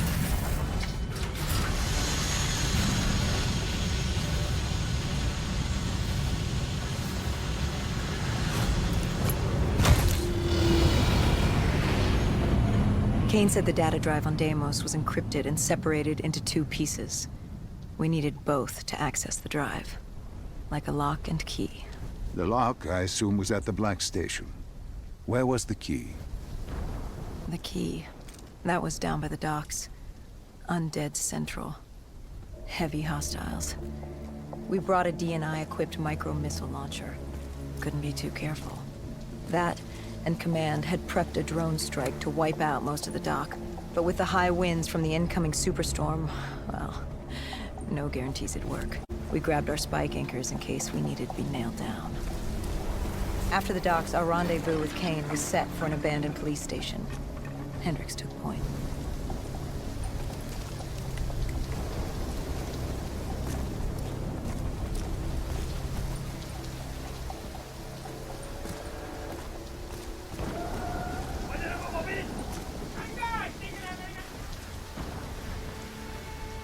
More vultures. Preying on the weak. Since the fall of the Immortals, they'd inherited all of Singapore. Turned the place into some twisted version of the Wild West. After the events at the safe house, we caught their attention. They weren't exactly thrilled with us on their turf, and were taking it out on the locals to find us. Why didn't you step in? You could have saved them. Calculated risks. We needed to stay quiet and lay low. But there's always a chance, isn't there? Chance is a billion-sided die. You like the odds of that? If they didn't die today, they'd die tomorrow. If not tomorrow, the day after. One way or another, death was coming for all of us. Nobody was getting out alive. If we tried to save them, it could be our necks in those collars. We weren't there to save 2 people. We were there to save all the rest of us. We needed to get to the Black Station, raising as little alarm as possible. The last thing we needed were the dead and vultures after our throats. Turns out the odds were already stacked against us.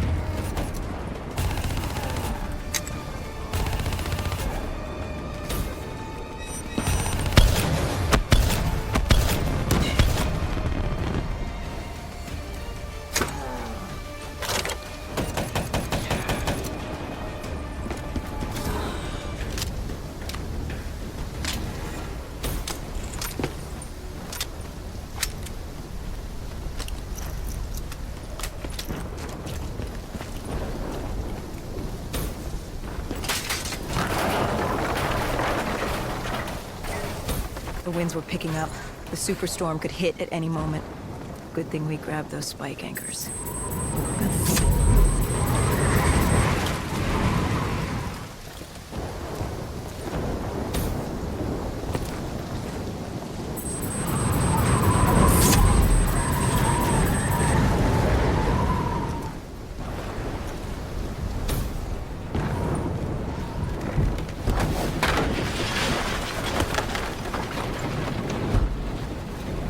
The plan was to wait on the drone strike. Once it did its part, we'd move in. The missiles were ineffective. The wind too strong. And now that ocean liner looked like it was about to rip free. That thing would pulverize the dock, taking the data drive with it. Hendricks said, fuck it. We were built to kill the dead. No reason to switch it up now.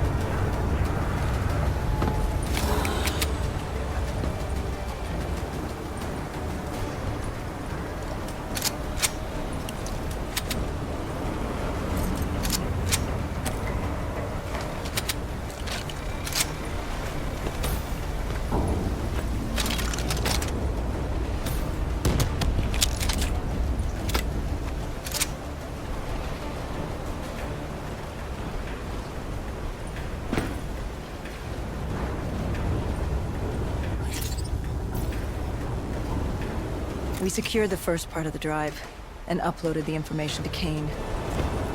Hendricks moved to sweep the wheelhouse. The howling wind told us we had to hit it fast and quick.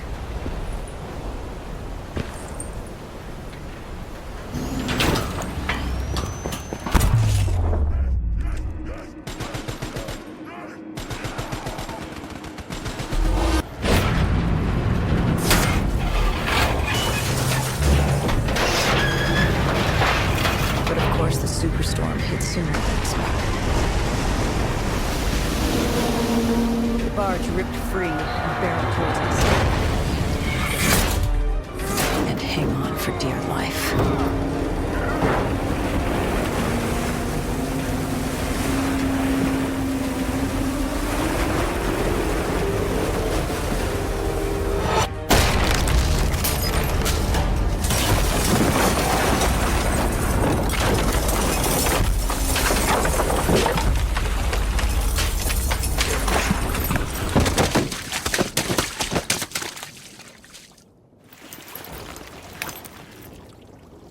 We'd been set to rendezvous at an abandoned police station, but we were off route. We cut through the flooded subway to save time.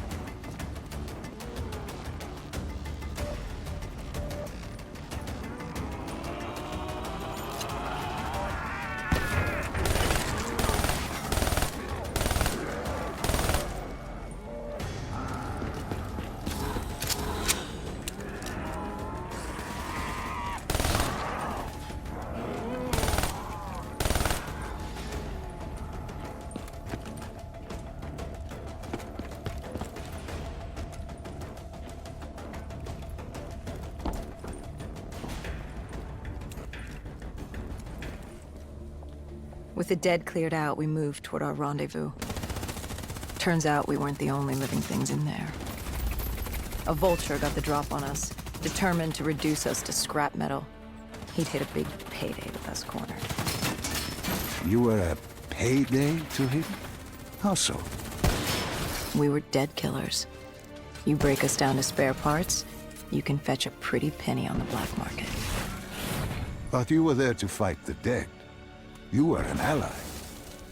Maybe in 2070, when we were the saviors of mankind. By 2075, everybody wanted a piece of us. This guy would have gotten his share, too. But Kane did her part to make sure that didn't happen. She was well trained. Was she CIA? Winslow Accord? She was just someone who was always in the right place, at the right time. Before we could move on the Black Station, we had other problems. What had gone wrong? We hadn't taken the scavengers into account. They'd figured out they had dead killers in their midst. Kane told us they had a comms relay ahead. If we scramble them, it could lead the vultures away from the Black Station, at least long enough for us to get what we needed. So much for maintaining a low profile, I suppose. What did I tell you? Thing about dead killers is there's always a plan B. You don't create the problems, just the solutions. You adapt to what's thrown at you. Adapt or die. Yeah. Adapt or die. We plan to regroup with Kane outside of Chinatown.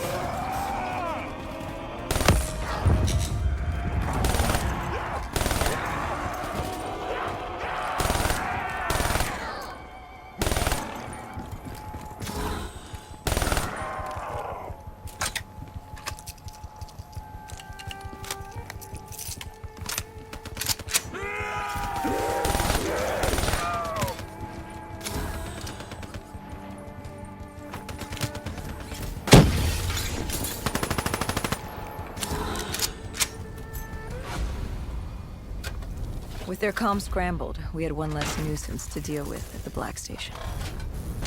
Now to get the drive and get the hell out of this shithole.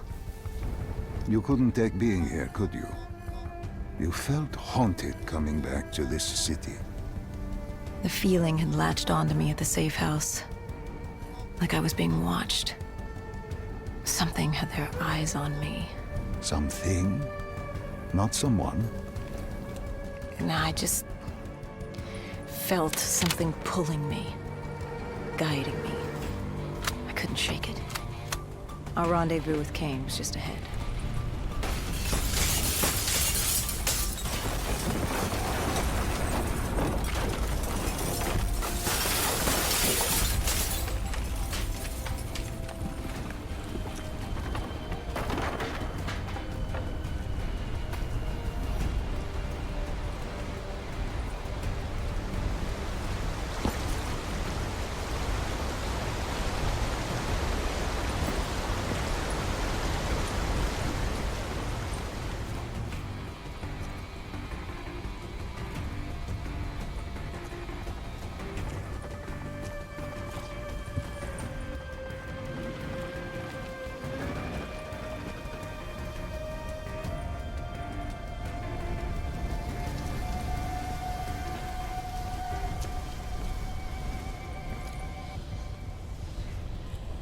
By the time we rendezvoused with Kane, the dead were crawling all over the street.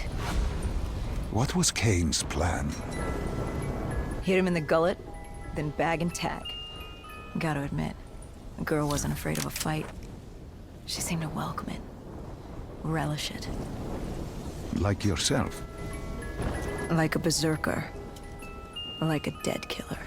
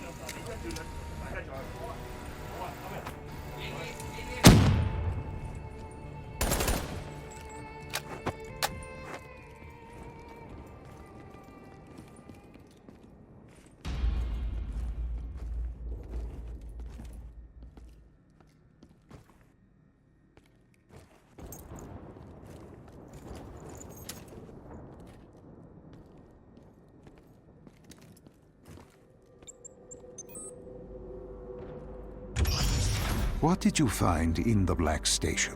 Slaughtered CIA staff. We weren't the only ones looking for the data drives.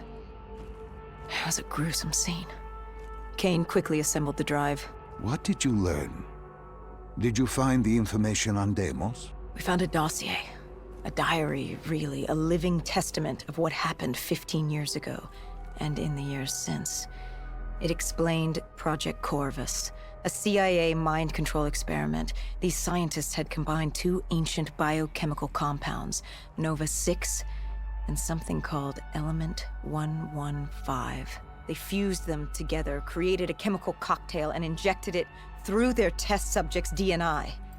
They wanted to control them. Control them?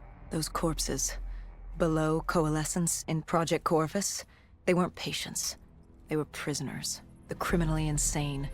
The scientists believed they could make them well again, make people better. But instead, they opened the gateway. A gateway to Malum.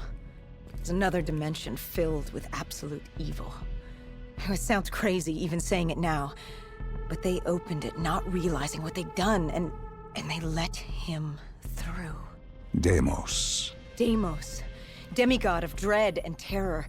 He caused the coalescence disaster, unleashed 6115 upon the world, creating the undead that roamed the earth.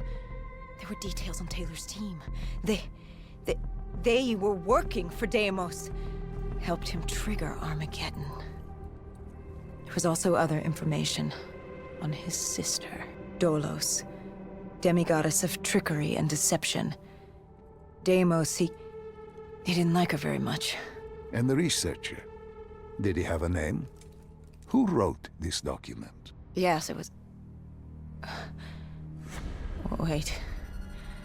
Holy shit. Dr. Salim. It said Dr. Salim. It was you. You wrote the dossier on Deimos. You were the man behind Project Corvus.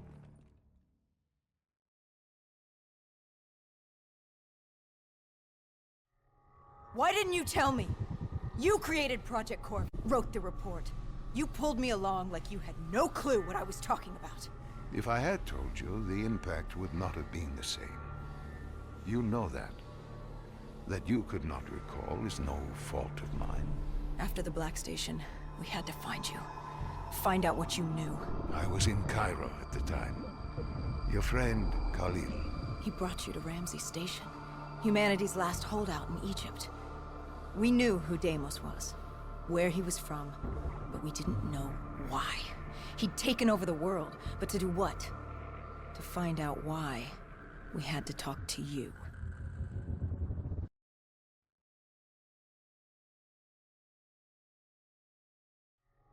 Why didn't you tell me? You created Project Corvus, wrote the report. You pulled me along like you had no clue what I was talking about. If I had told you, the impact would not have been the same. You know that. That you could not recall is no fault of mine. After the Black Station, we had to find you. Find out what you knew. I was in Cairo at the time. Your friend, Khalil. He brought you to Ramsey Station, humanity's last holdout in Egypt. We knew who Deimos was, where he was from, but we didn't know why. He'd taken over the world, but to do what? To find out why, we had to talk to you.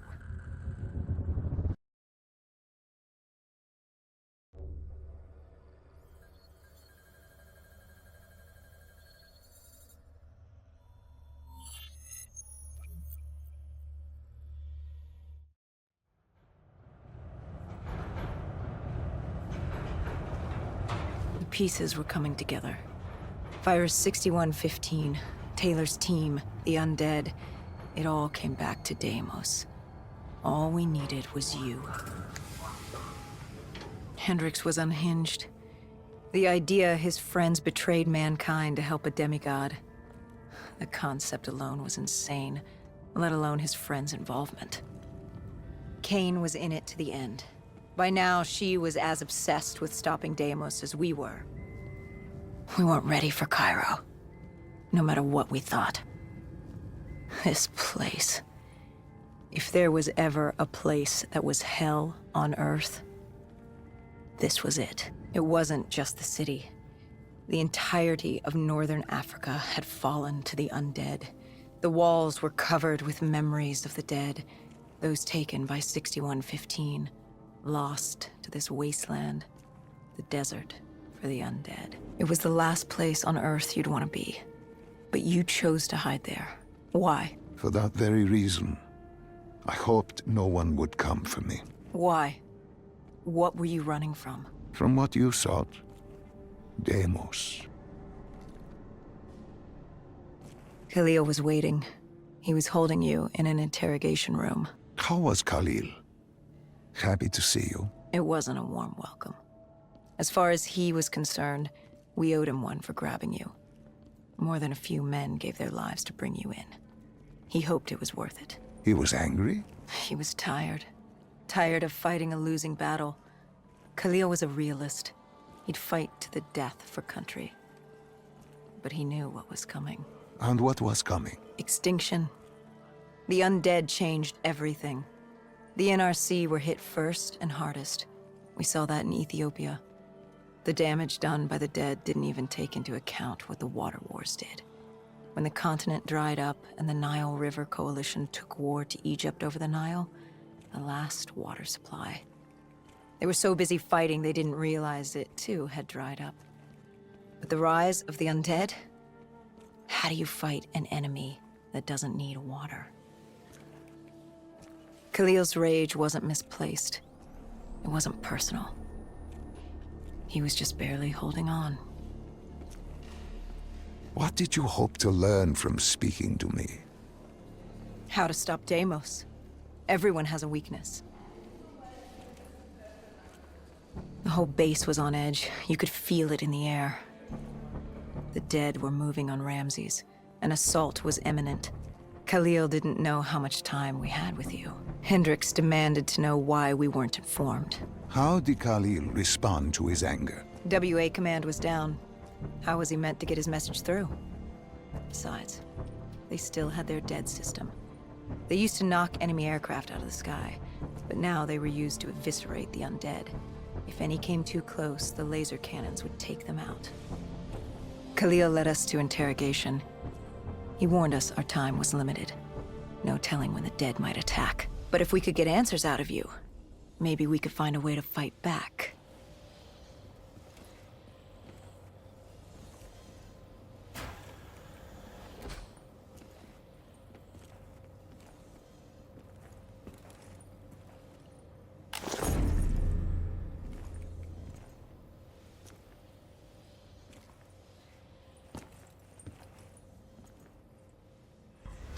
You certainly weren't too happy to see us. You say it like I had a choice in the matter. With no time, we needed you to be willing to talk. The truth serum would make you relax, more willing to divulge.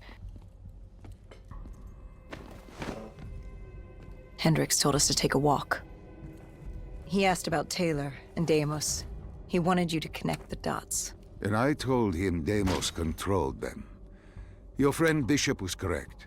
There was a brain manipulating the undead. It was Deimos. Deimos realized he could access a person's DNA. He could possess them, inhabit them, consume them. He didn't need to turn them. Like puppets on strings. The undead are mindless creatures, but Taylor's team, Gojulan, anyone with DNA, they could be hosts. They were slaves to do his bidding. Hendricks wanted to know why. We both did. For many years I had studied Deimos and his dimension Malum, a place of unspeakable evil. He had been pulled to Earth, yanked from his existence by accident. Trapped here, he saw opportunity to enslave humanity and use them to wage an unholy war against Dolos. The demigoddess. His sister. That was it? We were just a chess piece? Our entire existence was just... A pawn in a much larger game in a universe far bigger than you realize. Humanity is an anthill. Deimos and Dolos are two children fighting over the magnifying glass. But Hendricks was desperate. He wanted to know how to kill Deimos. You told him he couldn't. How does one kill a god? You can't. The only way to defeat him, the only way to sever his control over the undead, for Bishop Surum to work and save humanity, was to send him back to Mullum. And to do that, we needed to open the gateway. As we are doing now, by walking through your memories.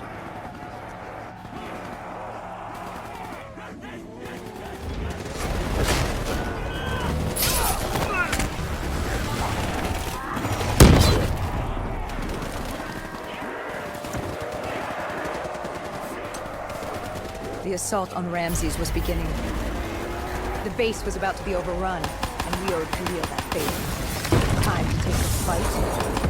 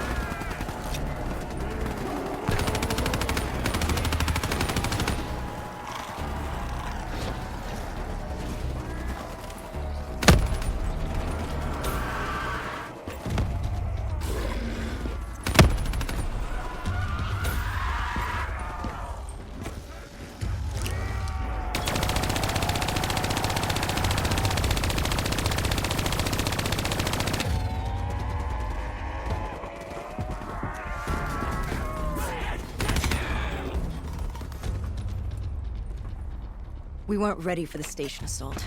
I don't know how the dead got in. Maybe an abandoned tunnel, an infected civilian, or maybe the vultures let them through. But at the end of the day, it didn't matter. Egyptian army came over comms. They'd never seen a horde this size move on the station. If we had any chance to stop them, we needed to reinforce the eastern checkpoint, a narrow passageway the dead would need to traverse to reach Ramses.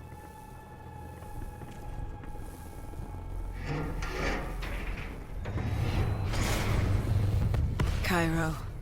She was a city on fire. Except for the Egyptian army and a smattering of civilians hidden away. She'd fallen to the dead. Khalil didn't say it, but I could hear it in his voice. He knew this was the last stand. If they lost this battle, they'd lose the city.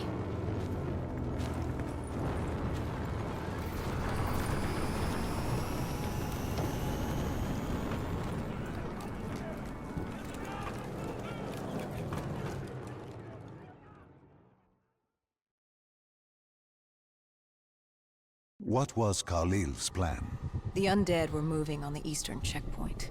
A clear shot at Ramses Station. The Egyptian army had rigged explosives below the street, but there were a few support columns we would need to take out first. We had the spike launcher for that. You talked of his desperation, his total acknowledgement of futility. Yet here he was, staying and fighting. What else was he going to do? If it wasn't today, it was tomorrow, or the day after that.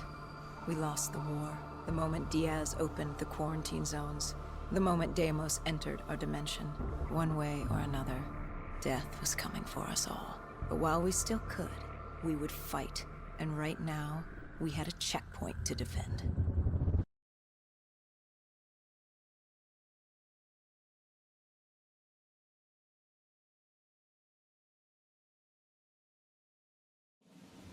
It was a simple, straightforward plan. Except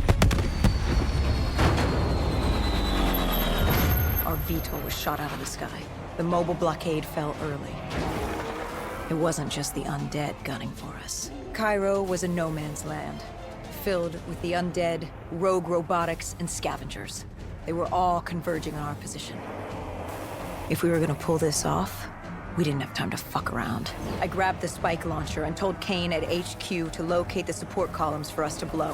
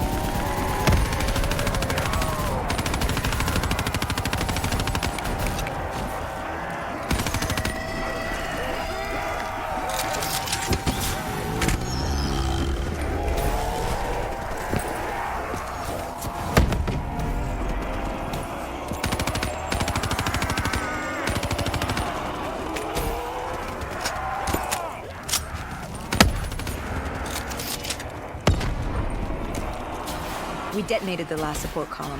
We had to get back behind the wall so we could blow the street.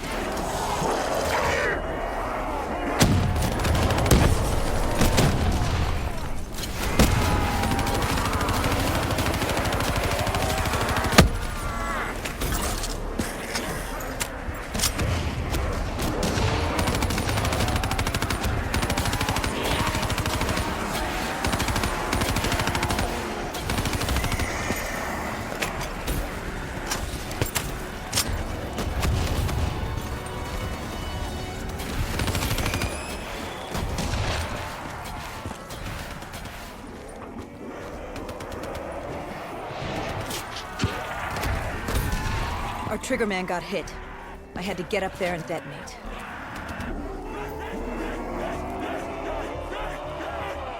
I told Hendricks I needed a moment.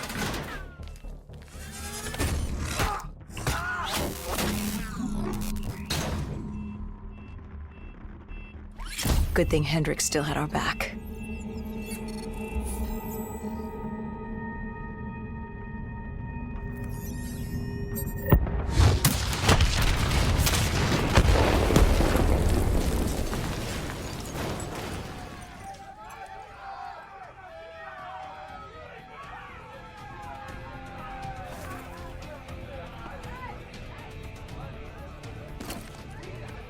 Khalil thanked us. He thought they still had a chance. They had no idea what was about to happen.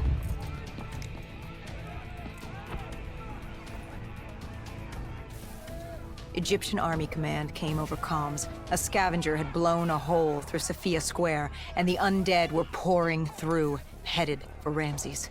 I told Khalil we'd take care of the square.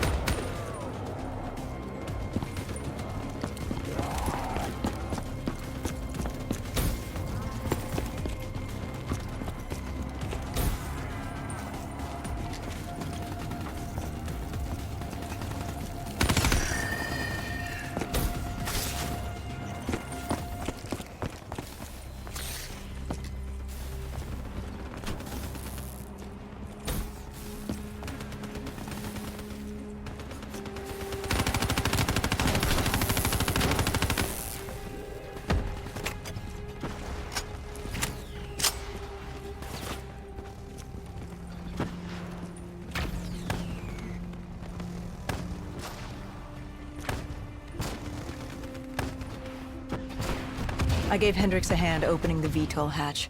I heard screams. There was someone still alive. You went in to save this man? The odds of his survival could not have been great. You yourself said no one was getting out alive. Does that matter? I guess it was Khalil who changed my mind. There were so few of us left. If there was a chance, any chance, I'd take it.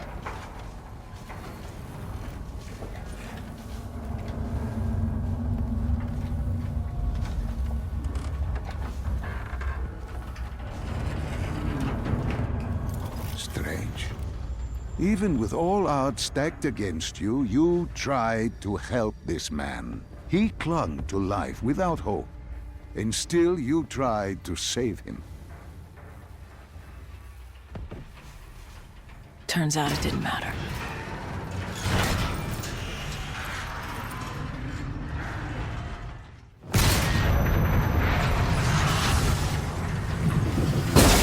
He didn't survive.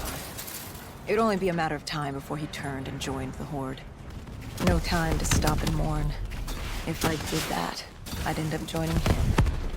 And we weren't going down just yet. Sophia Square was a total snap. Undead, rogue robotics, everything in the kitchen sink wanted a piece of us.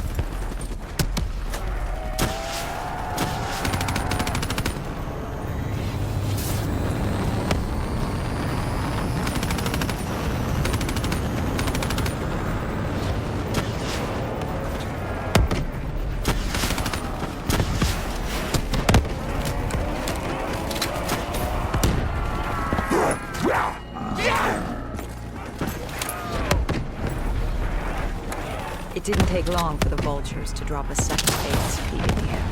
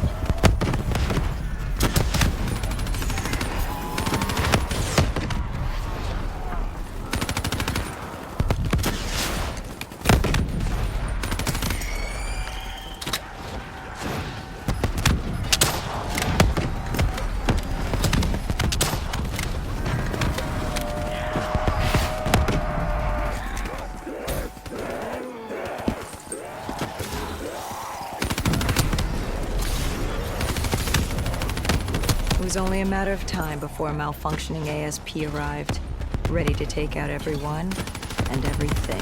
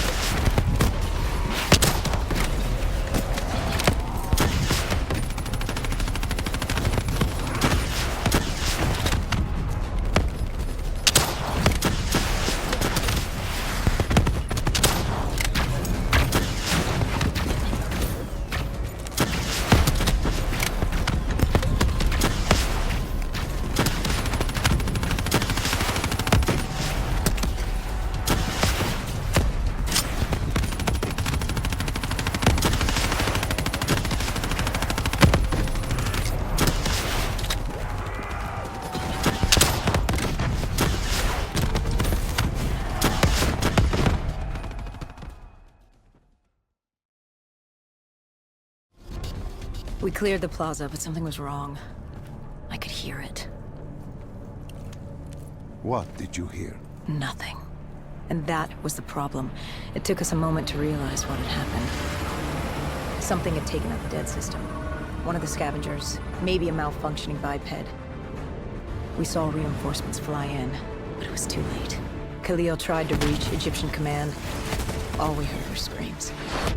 Ramses Station had fallen to the dead. We got out of the open. Khalil, he'd reached a breaking point. No mistaking that look. That look of defeat, anger, frustration, hopelessness. You try to sympathize, you try to comfort. Doesn't matter. Then Kane came over comms. She'd picked up the location of Sarah Hall, another of Taylor's team. Her signal popped back up on the grid. We had traced her to Kebeshet, the sandy ruins of Cairo's Garden City. I told Khalil if there was a sliver of hope, we needed to catch Hall and find Taylor. If we did, and found a way to send Deimos back to Malum, we could undo all of this. And Hendricks? His mind was melting. I still didn't know what was sparking his behavior. He didn't want to go after Hall. I said he didn't have a say in the matter. He didn't like that. He attacked you. I told you, it wasn't him. It was that look in his eyes, like Gojulan, like Moretti, like Diaz. He wasn't buying this interdimensional bullshit. And why should he? What did he say to you? Salim lies. He didn't think opening the portal would save us. It would destroy us. The last time it opened, evil came through. Why would this time be different? He said Deimos was trying to trick us. He said you were lying to us. Are you?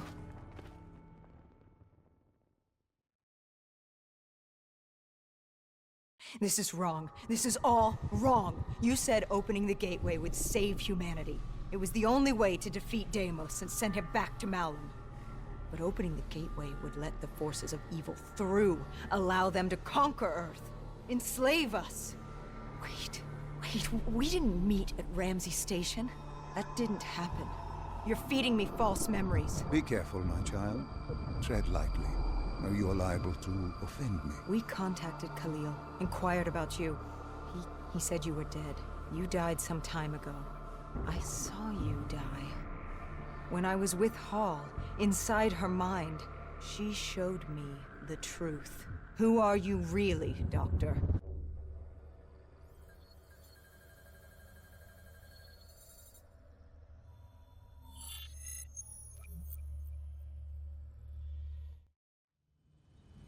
Deimos was going to open the gateway. He needed the demons of Malum to enslave Earth for the battle against Dolos. We didn't know what he had planned, but we had Sarah Hall, her signal tracing to Kebeshet. You didn't think it odd that her signal appeared? After years of absence. There wasn't time to think about it. But if we got her, we could find Taylor and decipher Deimos' plan. We had no idea we were being baited for a trap.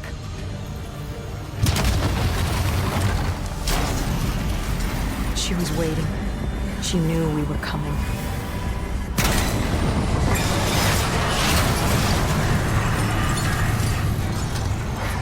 Deimos was using Taylor to open the gateway. If we were gonna find him, we needed to take Hall down and interface with her.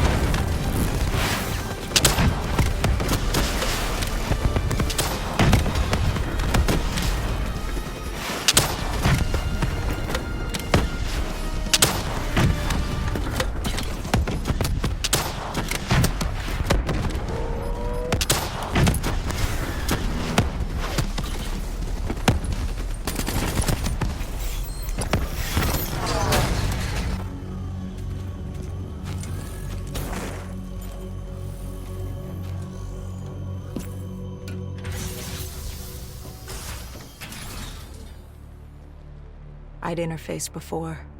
I knew how it worked. It's a memory retrieval, an info dump, a lethal procedure. But this was different. She begged me to do it. Interfacing with someone is opening a portal to their mind, their darkest thoughts and desires. But this was her deep subconscious. This wasn't supposed to happen. Because the deep subconscious is more than that. It is the gateway, the portal, to Malum. The subconscious hides your fears, your doubts. It's the most primal version of you. It's what you run from. And by running, you persevere in life. But what if you embrace the subconscious? How do you think I opened the gateway? But you said to open the gateway, I had to relive my memories. No. I told you to take me to the start of your journey. The journey into the depths of your fears. You chose to relive your memories. So tell me, what do you fear?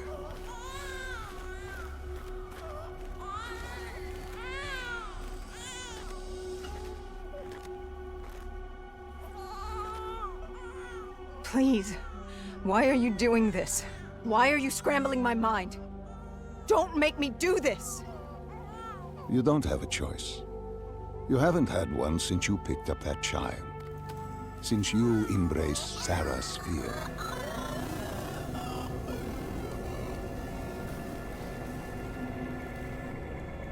Lead me to the depths. What did Sarah want you to see? Project Corvus, 2060. The day of the Coalescence disaster.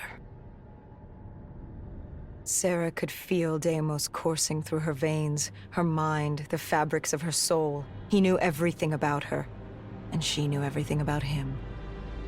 She learned the disaster wasn't an accident. But that means... Well, I did what had to be done. This Cold War, the Winslow Accord, and Common Defense Pact had split the world in two. I saw humanity destroy itself. But in the lab, I saw truth. I saw peace. I saw Malum. A way to unite the world against an enemy greater than themselves. I saw Deimos. You did this? You opened the gateway. You brought Deimos here. I brought mankind's savior here. After many years, I realized opening the portal wasn't enough.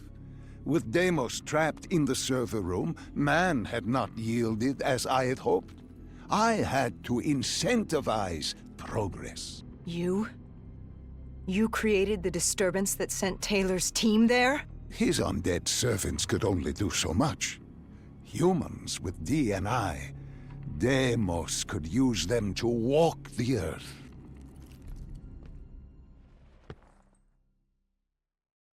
Hall told me that she had no idea what they were getting into, but they had to follow standard operating procedure, which meant locking down the site.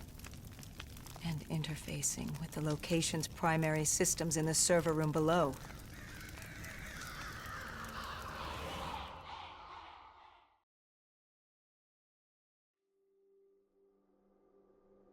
We were built to be invincible.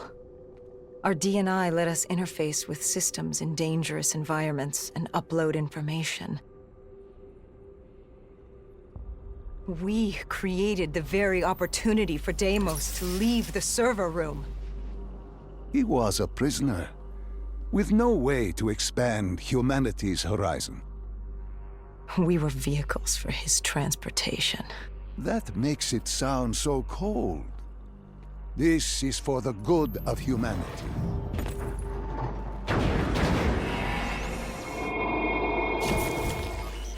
Tell me, what did Sarah fear? Failure. At the academy, she studied the battles of World War II. The bravery of these men. She feared she could never match their heroism. She feared she didn't have real courage. She ran from it. She had nightmares of Bastogne. As she entered her subconscious, she gave into fear, let it pull her away. I followed her. Deep within her mind, there had to be a way to save her.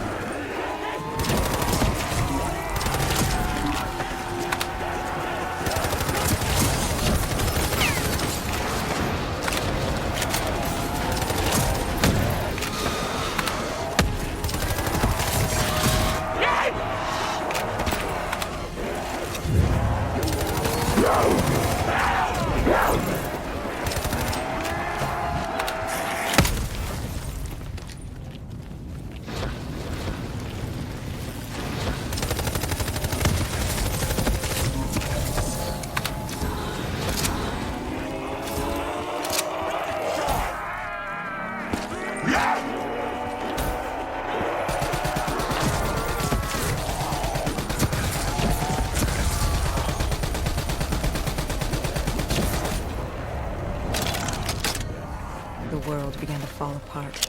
We heard his voice. Deimos. Sarah, listen to the sound of my voice. I will have my army and my kingdom. All that remains is her sacrifice.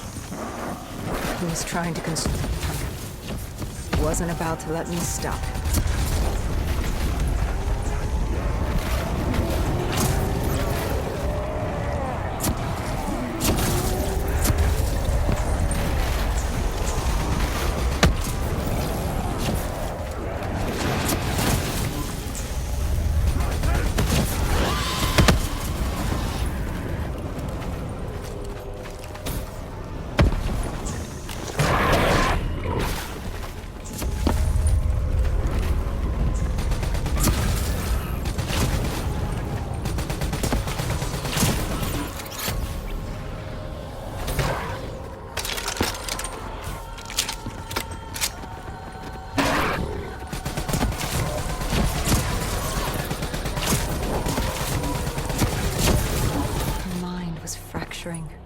Stretched between our dimension and his. She warned me to turn back, to let Deimos take her. I told her I'd stay with her. I'd see it to the end. I asked her what happened after coalescence. You were deep within her subconscious, at the threshold of another dimension. You seemed to embrace the journey. You think I wasn't scared?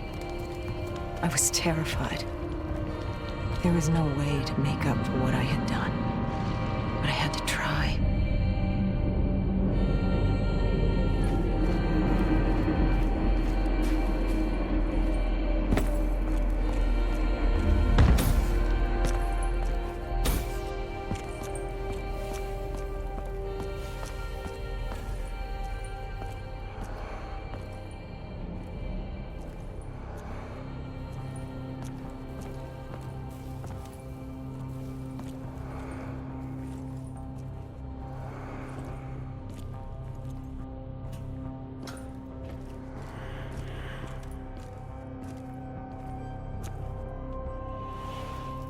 From the moment she was possessed, Hall became a passenger in her own body, a witness unable to intervene as Deimos began using her for his purpose. He wanted them to go to the Black Station. He wanted to find you. To meet the man who'd given him his freedom.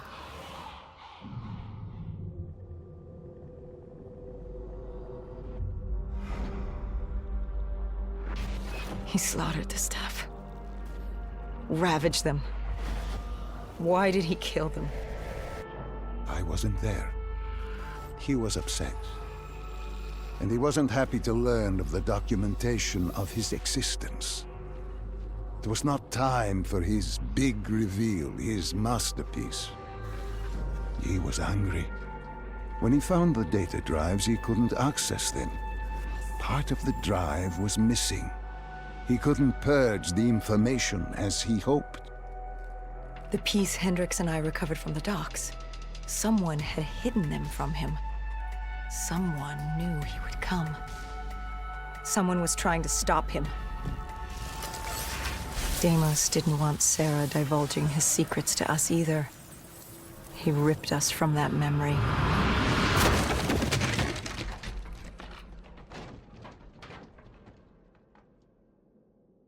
We were in Foy. I didn't just see fear in Sarah's eyes anymore. I saw admiration. The longer I stayed, the stronger she became. The more she actually believed she had a chance. She told me to follow her. There was something she wanted me to see. Something she wanted to tell me.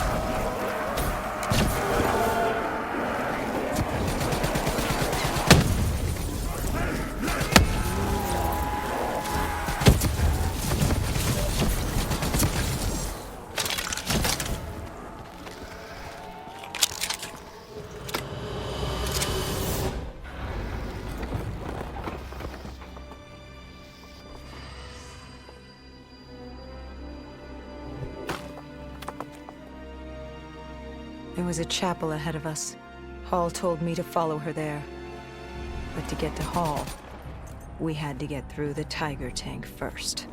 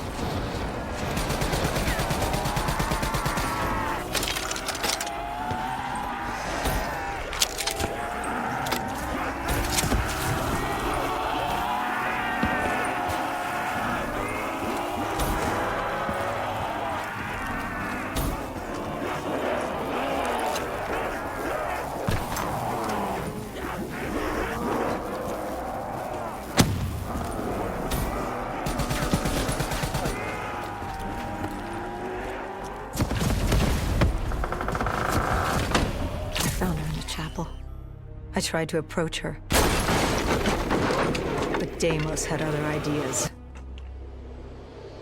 He was desperate to separate us and evict me from her mind. He wanted her, and I was getting in his way.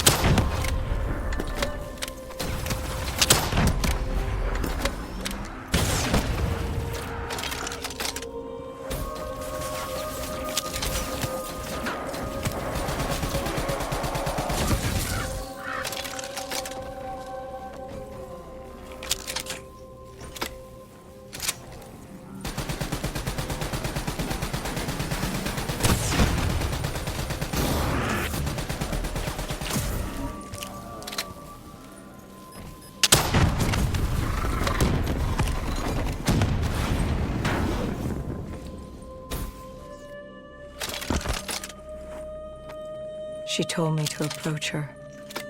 She wanted me to understand. Sarah couldn't understand. She only saw how it ended. Humans are obsessed with beginnings and ends. The journeys between, they become filler. Life becomes filler. She tried to fight the voice in her head that had given her the ultimate gift. The ultimate gift? Deimos was controlling her. Relinquishing control is the ultimate gift. Free of choice, free of pressure, free of consequence. Her actions dictated for her with greater purpose. She was granted the greatest gift of all, and she fought it. How dare you fight You're the insane. voice of... No. Humanity is insane.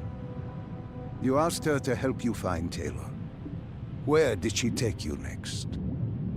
Deimos needed Taylor to open the gateway, so I had to know how, had to know what Deimos was planning.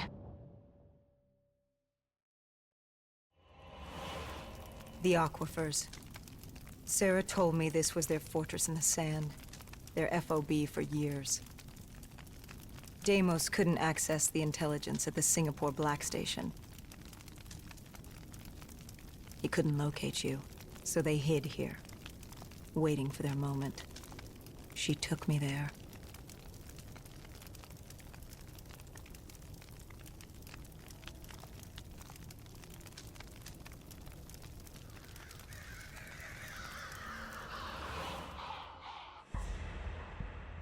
There's something I don't get. You made this happen. You've pushed for the annihilation of Earth. But Deimos wasn't using you. You weren't his puppet. What's in this for you? Why are you doing this? Are you an undead sympathizer? No, my child. Dr. Salim was not a sympathizer. He was so much less than that. He was so much more insignificant than that. Was? Wait. What do you mean, was? I must say, I'm impressed with how delusional you've become You had completely forgotten this memory. They found you. They tortured you for information, but this doesn't make any sense. You were an ally. You enabled him, freed him. Dr. Salim was no ally. He was a tool. An instrument I enabled. He was a blind idealist believing he could make the world a better place. That I could save humanity, that he could save humanity. He thought I'd found him to thank him. Me. A god. Thank a mortal.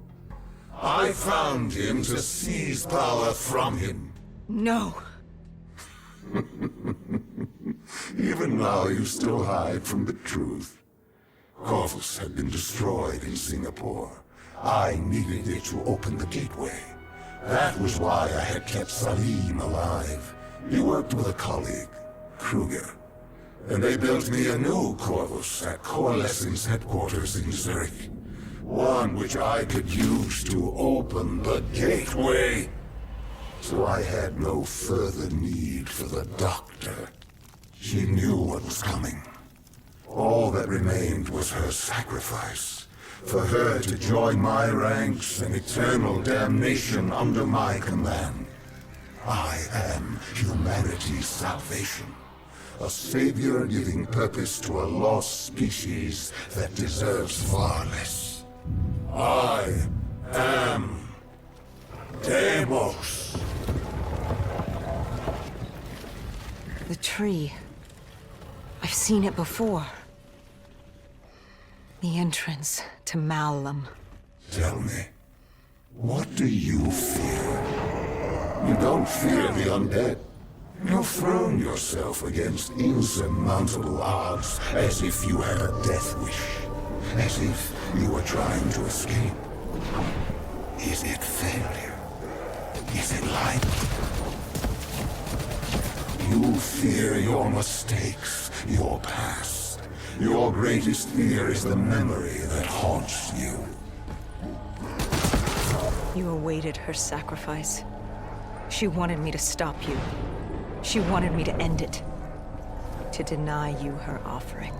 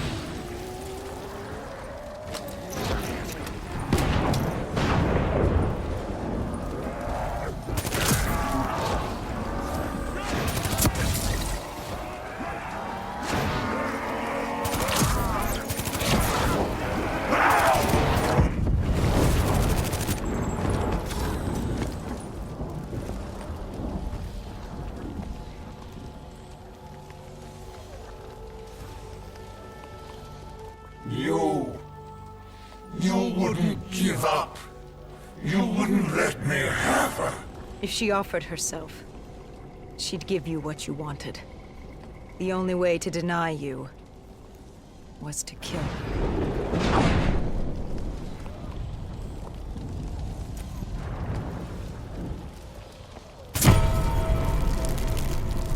You denied me my prize. It was time to send you back to your world. You must know how this ends. This ends with your sacrifice. But now I had you. I passed from Hall's mind to your own. Slowly, I would work my way through you. Sarah may have told you who I was and what I was planning, but none of that mattered because now I had you. But you were strange. I tried to seize control, but something pushed back, something fought me. They located Taylor. He was being held at Lotus Towers, run by a man named Hakim, an undead sympathizer who would get you out of Cairo. I told Kane we had to hurry. We had to hurry if we were going to stop you. But there was something we needed to know. The data drives, how did Kane know they were split up? Was she the one who separated the drives? Why? She said there was much we didn't know, but we would in time. We had to trust her. We had to get to Lotus Towers.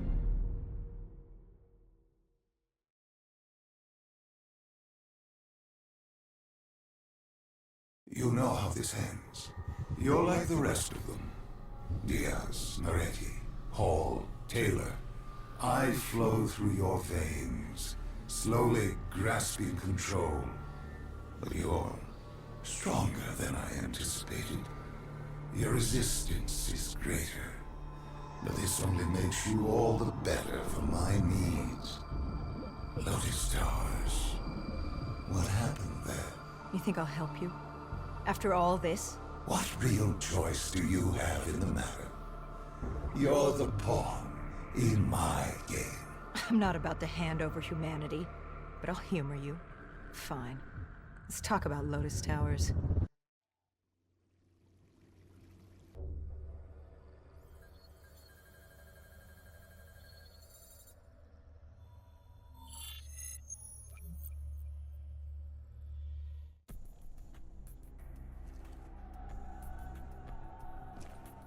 Lotus Tower was one of many megastructures in Cairo.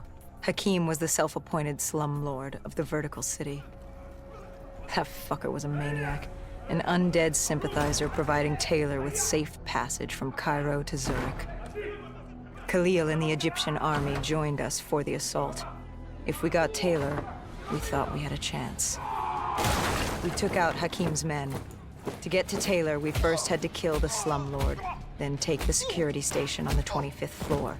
From there, we could locate Taylor and shut down the dead systems Hakim installed, allowing the rest of the Egyptian army to join the fight.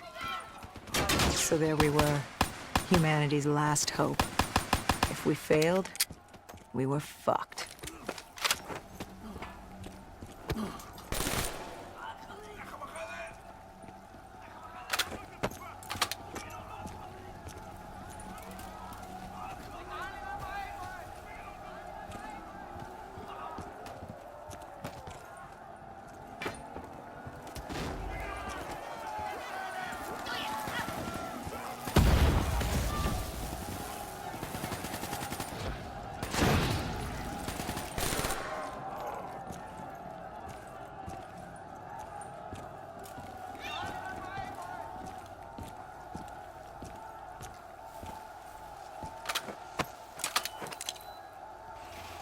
Do as he asks. Give Deimos what he wants. Trust me. It's all going to be okay. Remember the truth.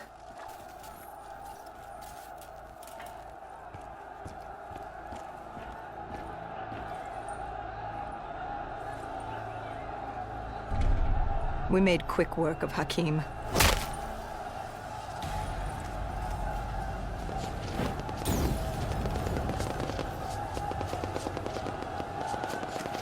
Khalil spoke to the people. This was their time. Time for the living to take back this city of the dead.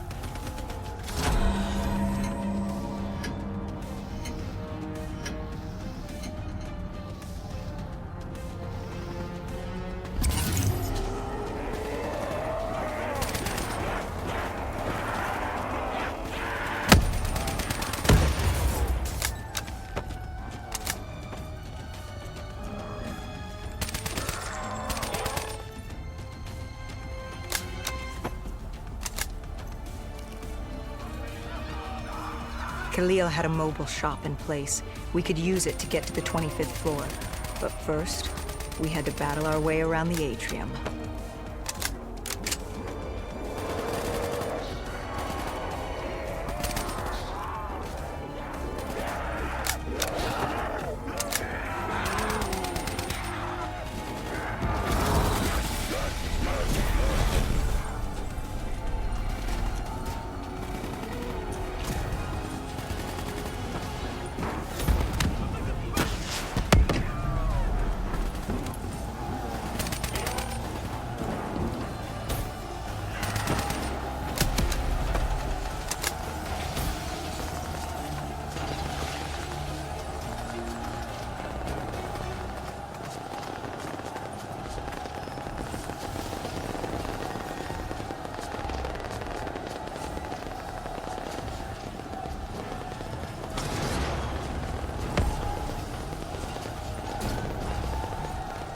Once we took the security station and killed the dead system, Cairo air support could move in.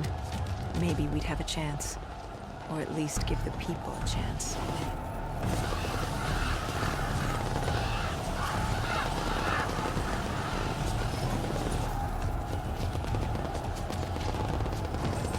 And then we were coming for Taylor. We were coming for you.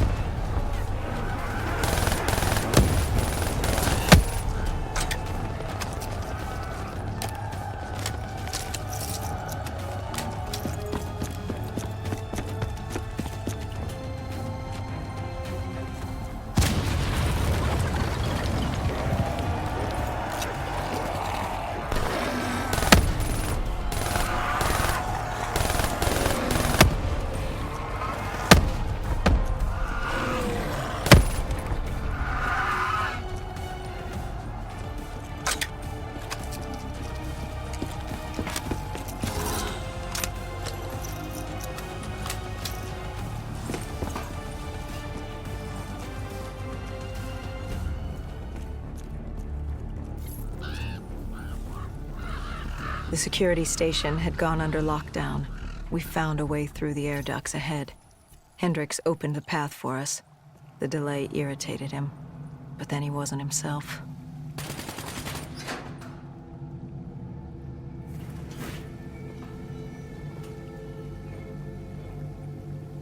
I wonder, how did you not know what happened to him? Did you just not see it? Were you so blinded by blissful ignorance?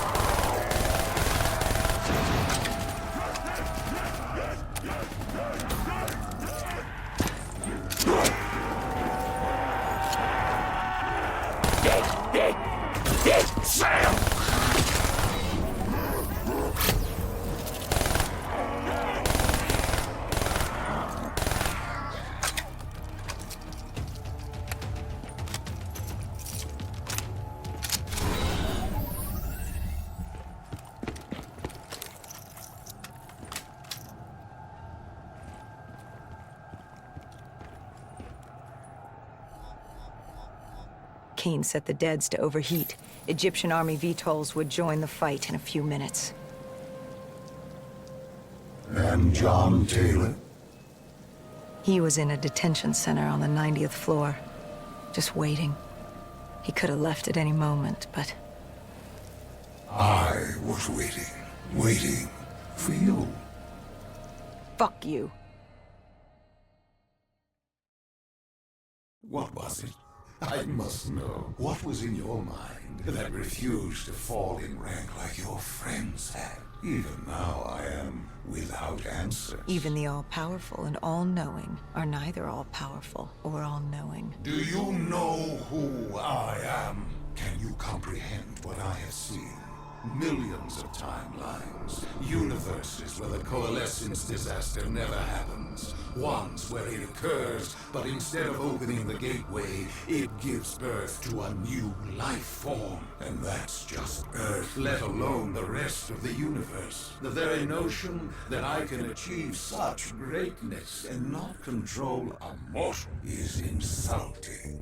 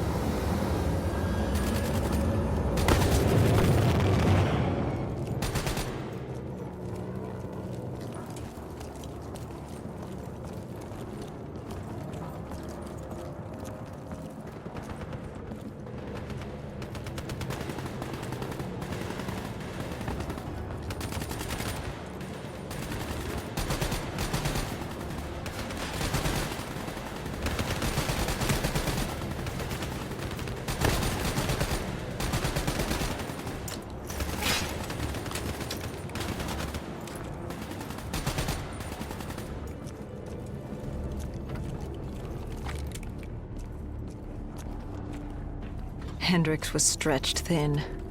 You'd broken him. I enlightened him, like I did you. Look at the false memories I created for you. I tried to remove your near-death experience in Ethiopia. I added myself to your memory of Ramses. I protected you from what haunted you. I wanted to make you understand my motives. Right. This war with your sister, Dolos? What's it say about you that the only way you can defeat her is by enslaving backup? Don't you dare mock me.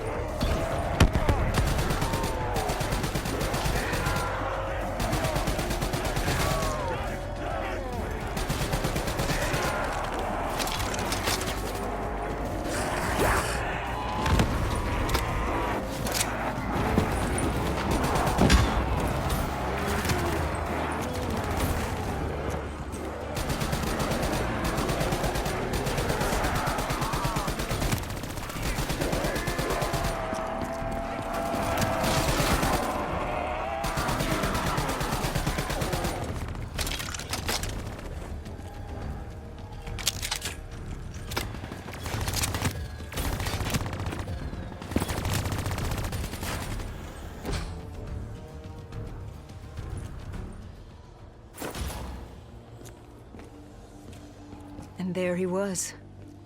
John Taylor. The last 5 years, boiling down to a single moment. And you hesitated. You could have killed him right there, and you hesitated. After all these years, running from failure, and you couldn't pull the trigger. You had what you wanted right in front of you, yet you stopped. What was it? Why stop now when you were so close? Was it compassion? Regret? No. It was Hendricks. He tried to talk Taylor down, get him to change his mind. For a moment, I saw the light return to Hendricks' eyes. I saw him. This is one of my last memories with Hendricks before what happened. And watching Taylor walk away as Hendricks pleaded, I saw the inevitability. We weren't going to win this war. But as always, you pressed on. This was the world we made. What else were we going to do?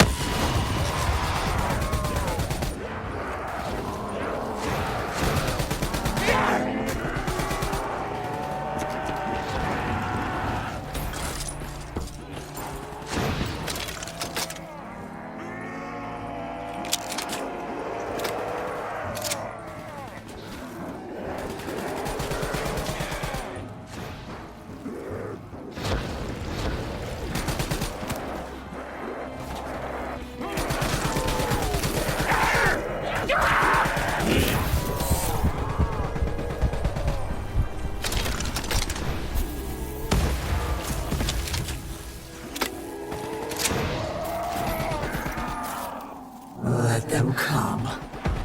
Like puppets on strings. What choice do you have, Deimos?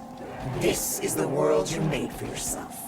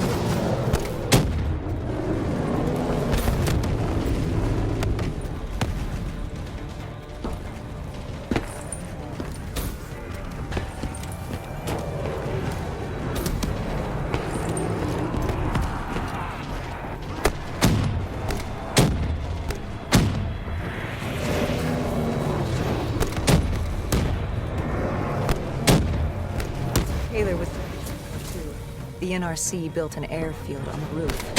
It was his way out of Cairo. The Egyptian army moved in to offer support as we moved across the sky bridge.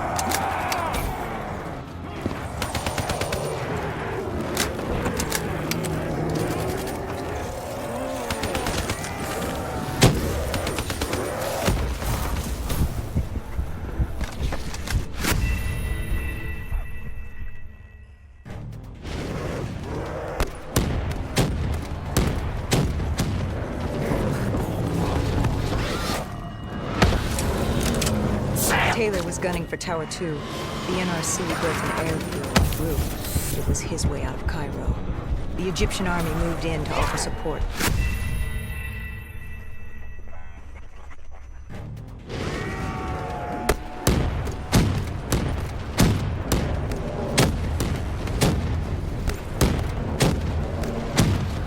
Taylor was gunning for Tower 2. The NRC built an airfield on the roof. It was his way out of Cairo. The Egyptian army moved in to offer support as we moved across the sky bridge.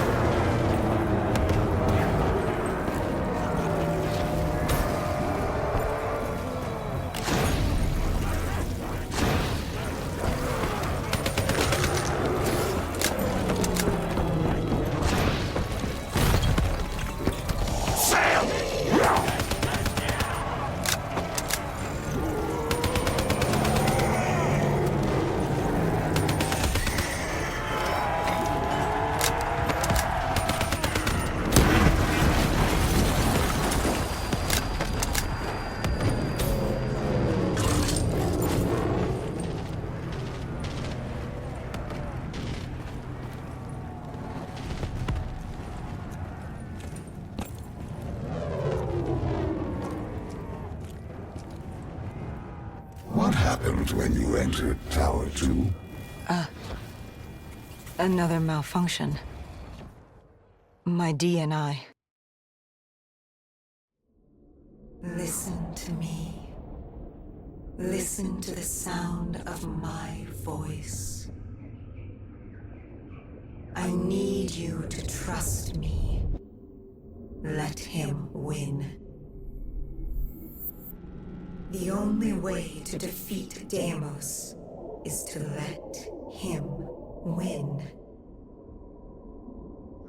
You are more powerful than he can imagine. You can still save them. You can still save everyone.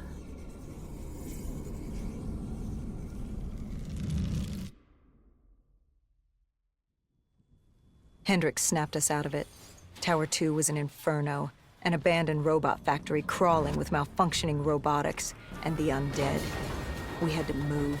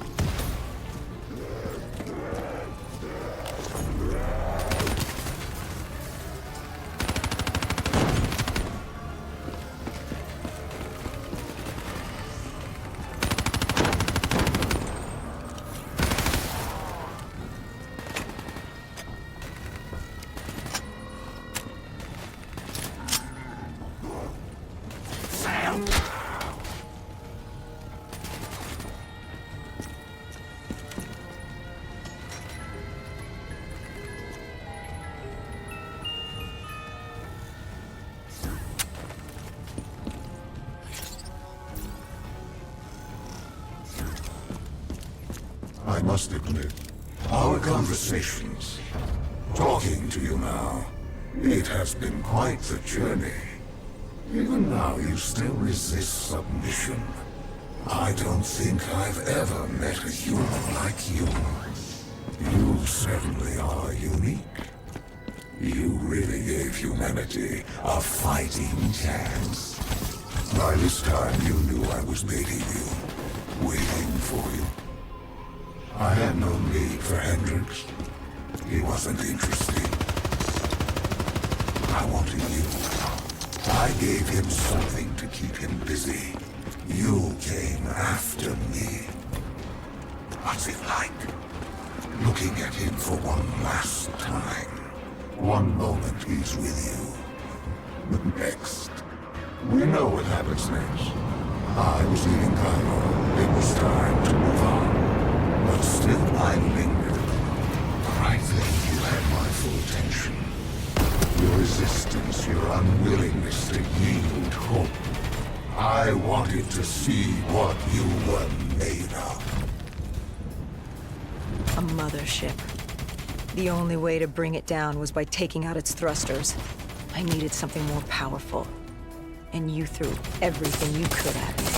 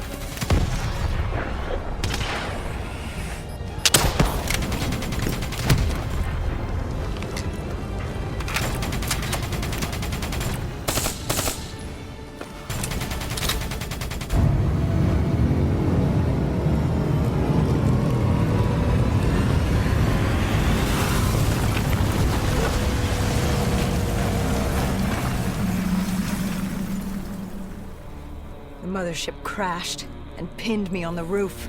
I was stuck. Trapped. I called out, but there was no one there. I'd gotten over my curiosity, and now you were just a nuisance. I no longer needed my distraction. It was time to rid the world of you. And Taylor was just the vehicle to carry out my plan. You raised your hand. Tried to stop him, tried to reason with him. But something happened. A change. He changed. What was it he said? He told me he had to get you out of his head. He'd ripped out his DNI, the very method by which you controlled us. What did he say to you? He asked me about Kane. Somehow he knew who she was. He told me to trust her. I don't know how he knew. And then my puppet made his entrance. Hendricks. He was infected. Like Taylor. Like me, it happened at Coalescence Singapore 5 years ago. When he interfaced with Diaz. I should have seen it. I should have known. You'd been possessing him since the beginning. You humans, so focused on your beginnings and endings. It's no wonder you destroyed yourselves. So I gave you your ending. I left you there to die. Hendrix would be my vehicle of annihilation.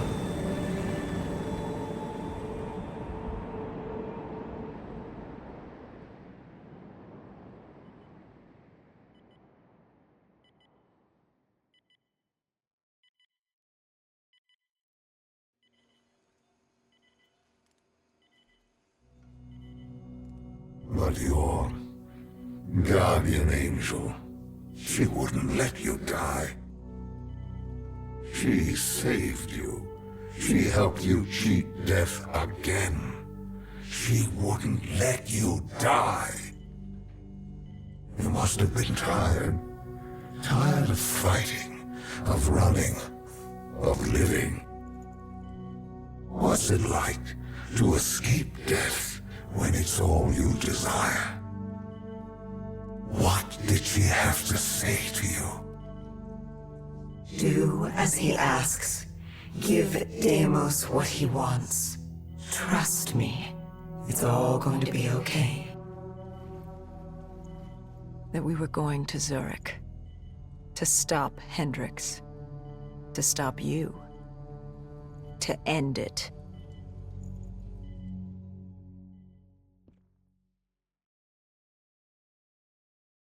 Humanity has outstayed its welcome.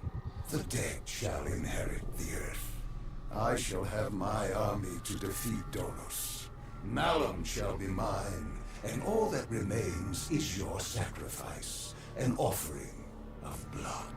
Follow your path. Relive your final moments and change your fate to a far greater one. Your resistance was strong, but it was a matter of time before you obediently bowed before me, as the rest of your species did. Let us return to Zurich and finish this. I will have my war, and you will bear witness to the end of mankind.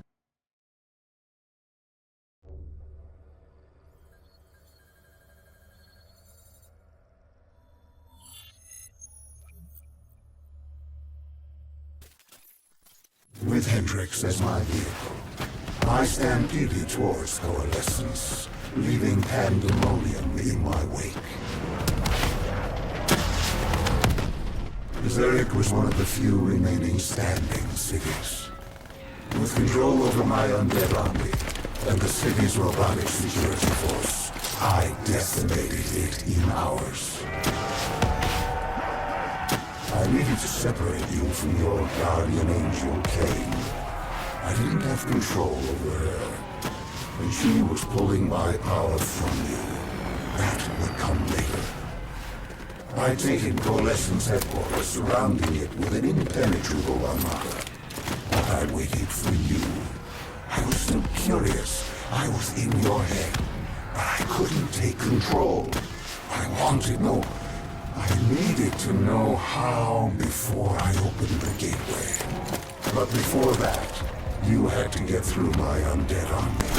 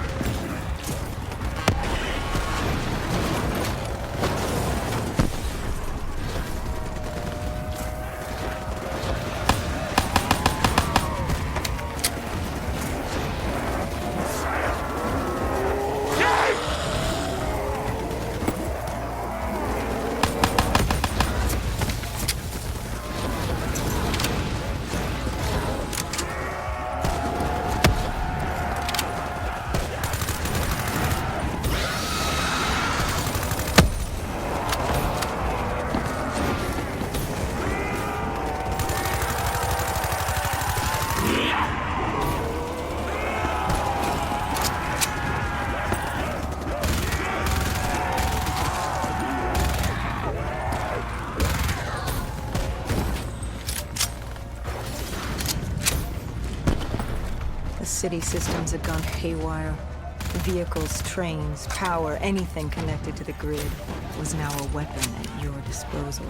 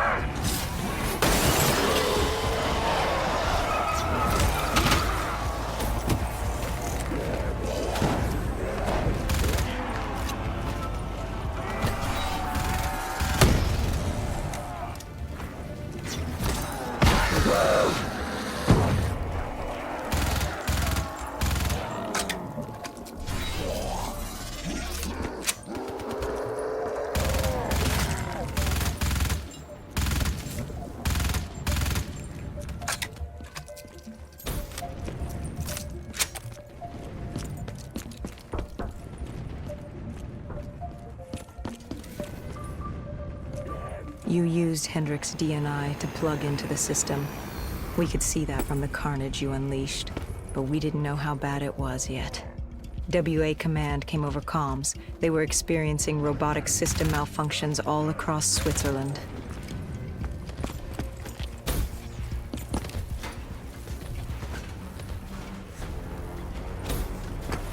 And you built yourself a wall of robotics blocking us from coalescence.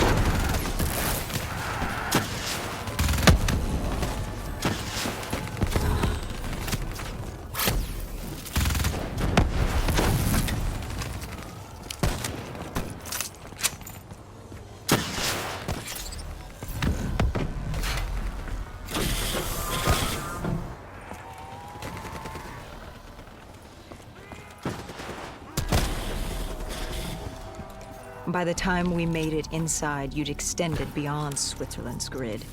You'd seized control of WA Command.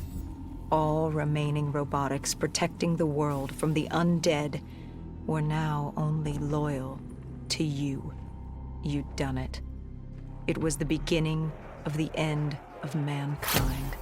All that stood between you and domination were the two women in that lobby. And soon that too would be dealt with accordingly.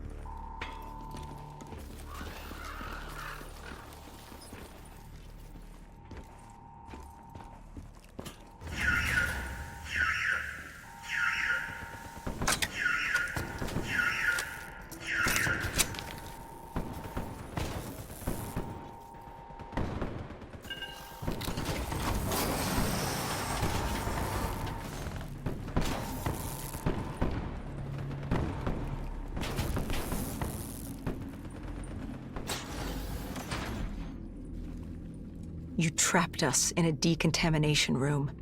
You released this chemical. 6115.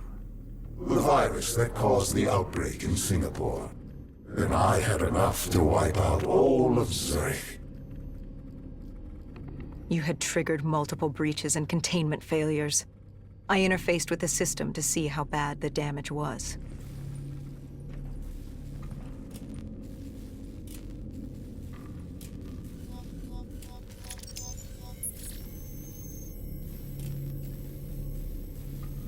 And Kane acted as I predicted. She sacrificed herself. The room was flooded with 6115, and the system reset was in there. But wait. No. There was a problem. What had you done? You lied. You tricked her. There was no breach. She sacrificed herself for nothing. I ripped her from you. She could toy no more in my affairs. The dose I gave her wouldn't even turn her. It would simply kill her. I will never understand your species. You sacrifice yourselves for so little. Look at her. She gave her life for something that would amount to nothing. You tie yourselves to emotions, forcing you to act impulsively, without considering what could happen. You give your lives because you believe there's something to gain, as if a heavenly body would fall to its knees and worship you for your good deeds. Keep moving.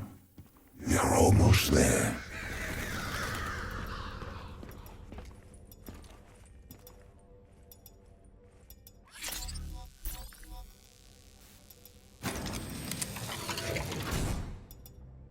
Do you remember this place? What happened here? You found Kruger, the one who rebuilt Project Corvus. It was time to open the gateway, and Kruger was proving difficult, unwilling to fulfill his task. But he was equipped with DNI like yours. There were easier ways I could persuade him. I could become him. I couldn't let you. I told Hendricks to stand down, or I'd take him down myself. You were desperate to convince him to open the gateway. You were relying on me being unable to shoot my friend, but I eventually did. We shot each other. I bled out on the floor and died, with Hendricks, stopping you! But now you will shoot first. Change the memory. Don't wait for him to turn on you. Kill him. Change your fate. Let him win. Everything will be all right. Good. Now sacrifice yourself. Open the gateway. Do as he asks. Let him think he's won. Offer yourself to him.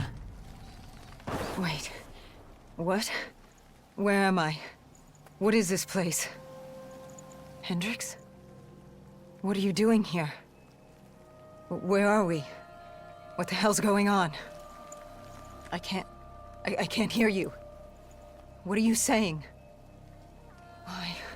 Why can't I hear you? Humans have no voice in this place, and how could they? But as it happens, this is not Hendricks, merely a reflection of your consciousness. It's how our realm manifests itself to mortals. How is this possible? What did you do? Deimos? What's happening?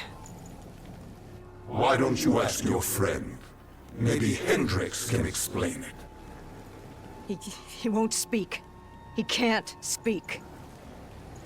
Of course not. Of course the mortal cannot speak. Their voice is meaningless and insignificant. Why would we cater to their wants and wills when they shouldn't be here? Where is here? Like you don't know. Now you choose to play dumb with me. Do you even know what you've done? Where is Kruger?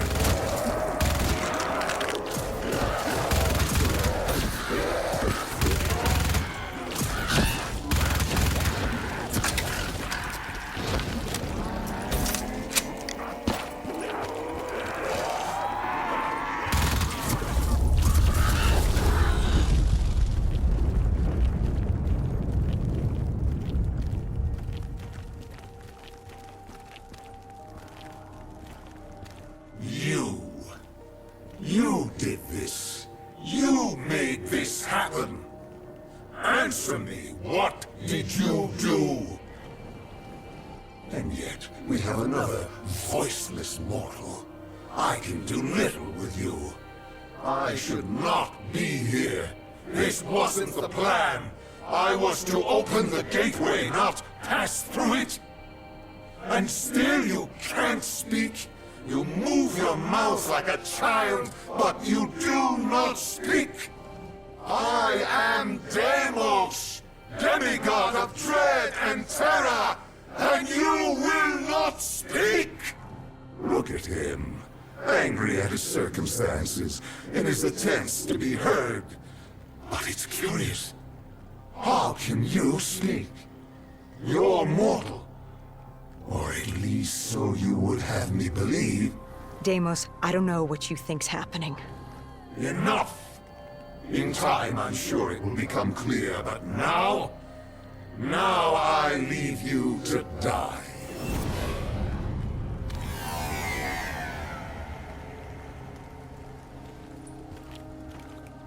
Hello? Who's there? Where am I? This is your new home, my child. This is Malum. I recognize your voice. You've spoken to me before. I am the reason you're still alive. I've been with you from the start, traveling with you all this time. And now you're going to kill my brother for me. Oh yes, there's much work to be done, so much fun to be had. Fun to be had. Who are you? I am Lotus, demigoddess of deception and trickery. Won't die. And you're going to How many kill times did I lead Deimos you to for me. death only for you to walk away unscathed? This poor babbling mute soul didn't do a damn thing, but he knows when to give up and die. But how did you send me back? Why couldn't I control you as my puppet, like the others? You're mortal. She may be mortal, my dear brother, but she has a little help from her friend. No. You... This cannot be. What have you done? I've ended your little reign of terror over humanity. The time of the dead is over. No. No! No! No! But Deimos, I thought you'd be happy. I've brought you back home where you belong. I must be confused. I thought that's what you wanted. Humanity was mine to rule. They were mine to destroy. Humanity will destroy itself in time. It doesn't need our help for that. Sister, you've made a grave mistake. Taylor, what are you doing here? How are you here? It's an illusion I've created for you. A companion to help you. Follow him. Where is he taking me? To Deimos's hearts. To destroy him, you must first destroy his hearts.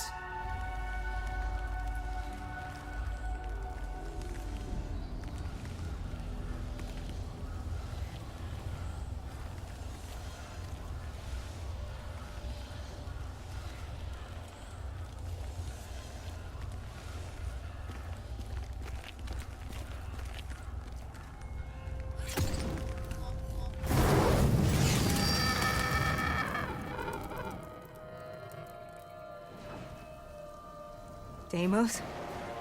Dolos? Taylor? Is anyone there? Dolos. I recognize these buildings. Why does this place look so strange, yet so familiar? Malum is a realm beyond conceptual space and time. It manifests as a reflection of the individual. This is your Malum. Follow Taylor. He'll take you to the heart.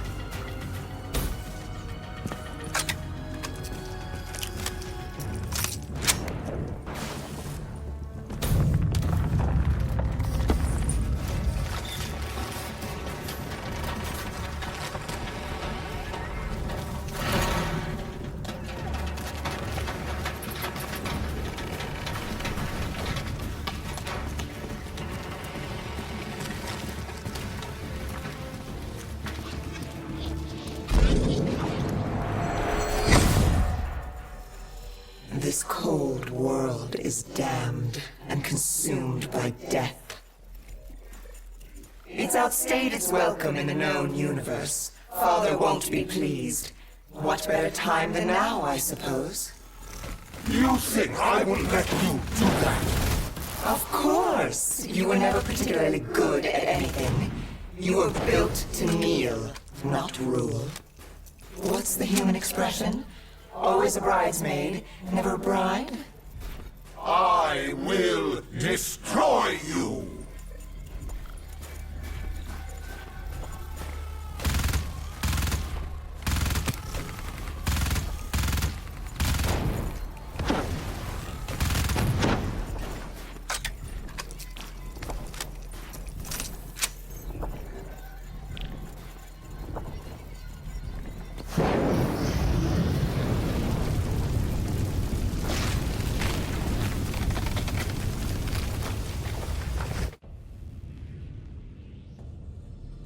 I arrived on Earth with my brother.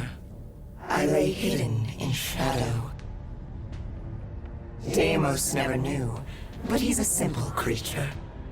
He's concerned with revenge, power, violence. He wanted an undead army just so he could kill me. How boring. And I was content to let him think he'd won. So I sat back while he consumed all of Earth.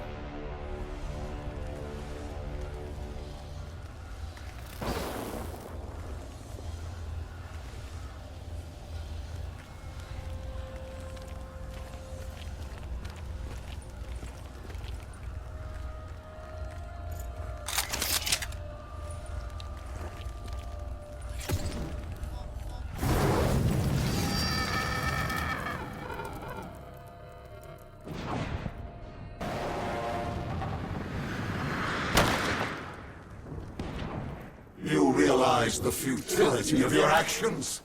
A human cannot kill a god. But she's no ordinary human. Wherever she goes, I follow. I'm in her head, a part of her. How could you have known my plan? Because it was my plan. I watched her in coalescence, saved her in the aquifers, guided her through battle. This entire time, you've played into my hand. It's a pity she won't live to see me kill you.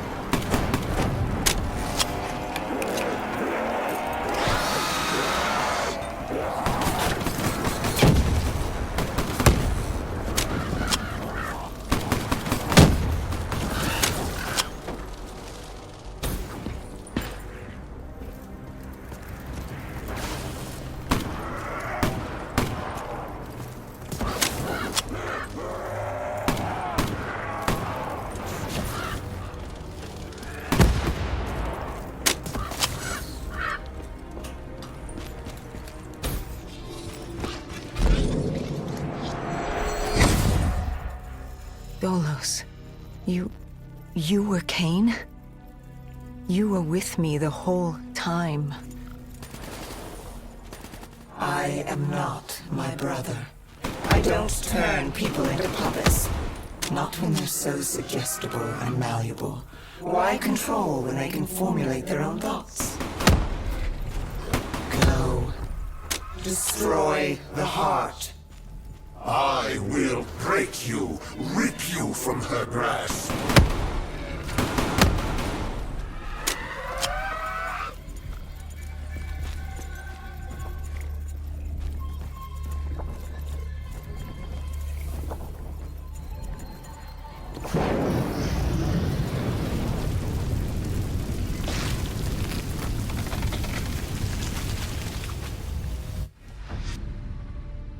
Taylor found us easily. All it took was for the doctor to create the disturbance. Deimos thought he'd manipulated Salim. I had my fun watching my brother play with his toys, but I was bored. It was time to go home. You let him destroy humanity. Oh, relax. Humanity will be just fine. Without Deimos, Bishop's cure will work. Humanity will return to its boring, uninteresting self. Don't you worry your little head.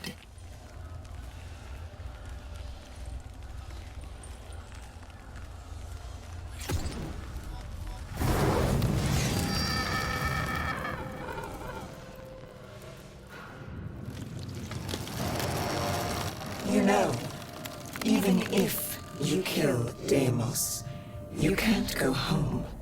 The gateway to Earth is sealed. You're trapped here. I hope that's not inconvenient. If killing that fucker means damnation here, I'll take it. Oh, I think you and I are going to get along just fine.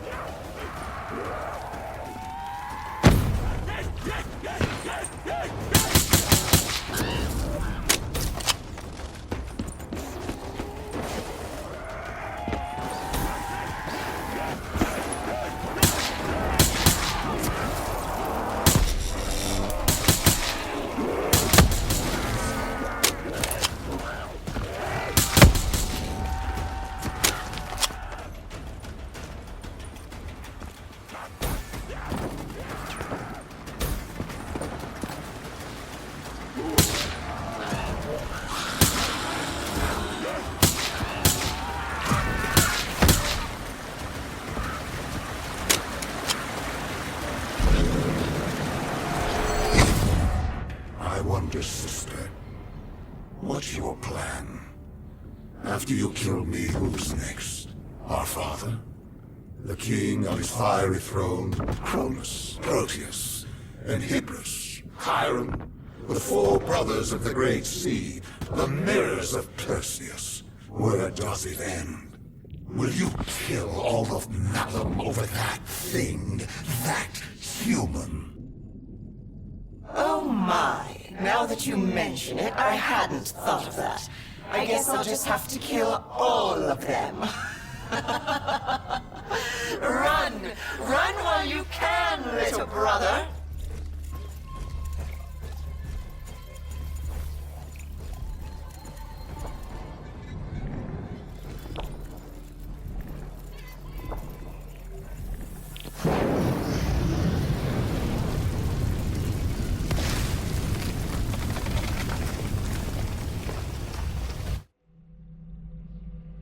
Deimos did exactly as I had hoped. I knew, given the chance, he'd turn all of humanity into his army. Only then could I take him home. But to open the gateway, he needed a human sacrifice. Just as the test subjects were sacrificed to open the gateway in Coalescence. A blood offering. You. You know, he's not wrong. You are strong. Stronger than any human I've seen. You force yourself to carry the weight of the world. You use it. It motivates you. You're driven by the need to do better. To improve on what you once were. What's more human than that? The drive to do better. To be better. I won't let you do this. We're not finished. She's burned your hearts. You're already weakening. Once she destroys your soul, it will be complete. What choice do you have, Deimos? This is the world you made for yourself. I cannot be defeated. I won't be undone. I cannot be Why won't you just die? This is your chance! Let's see what a mortal can do! Do it! Kill him! No. I am Deimos, demigod of dread and terror! Oh yeah? How's this for fucking horrifying? Wait. This is Zurich. You said I couldn't come back to Earth. Right now, we've got bigger problems. Why? Because we killed your brother? Heir to the throne of Malum? We've thrown this universe into anarchy. Demigods, sirens, titans, deities alike will go to war. Let them come. I like the sound of that. So, what's the plan, partner?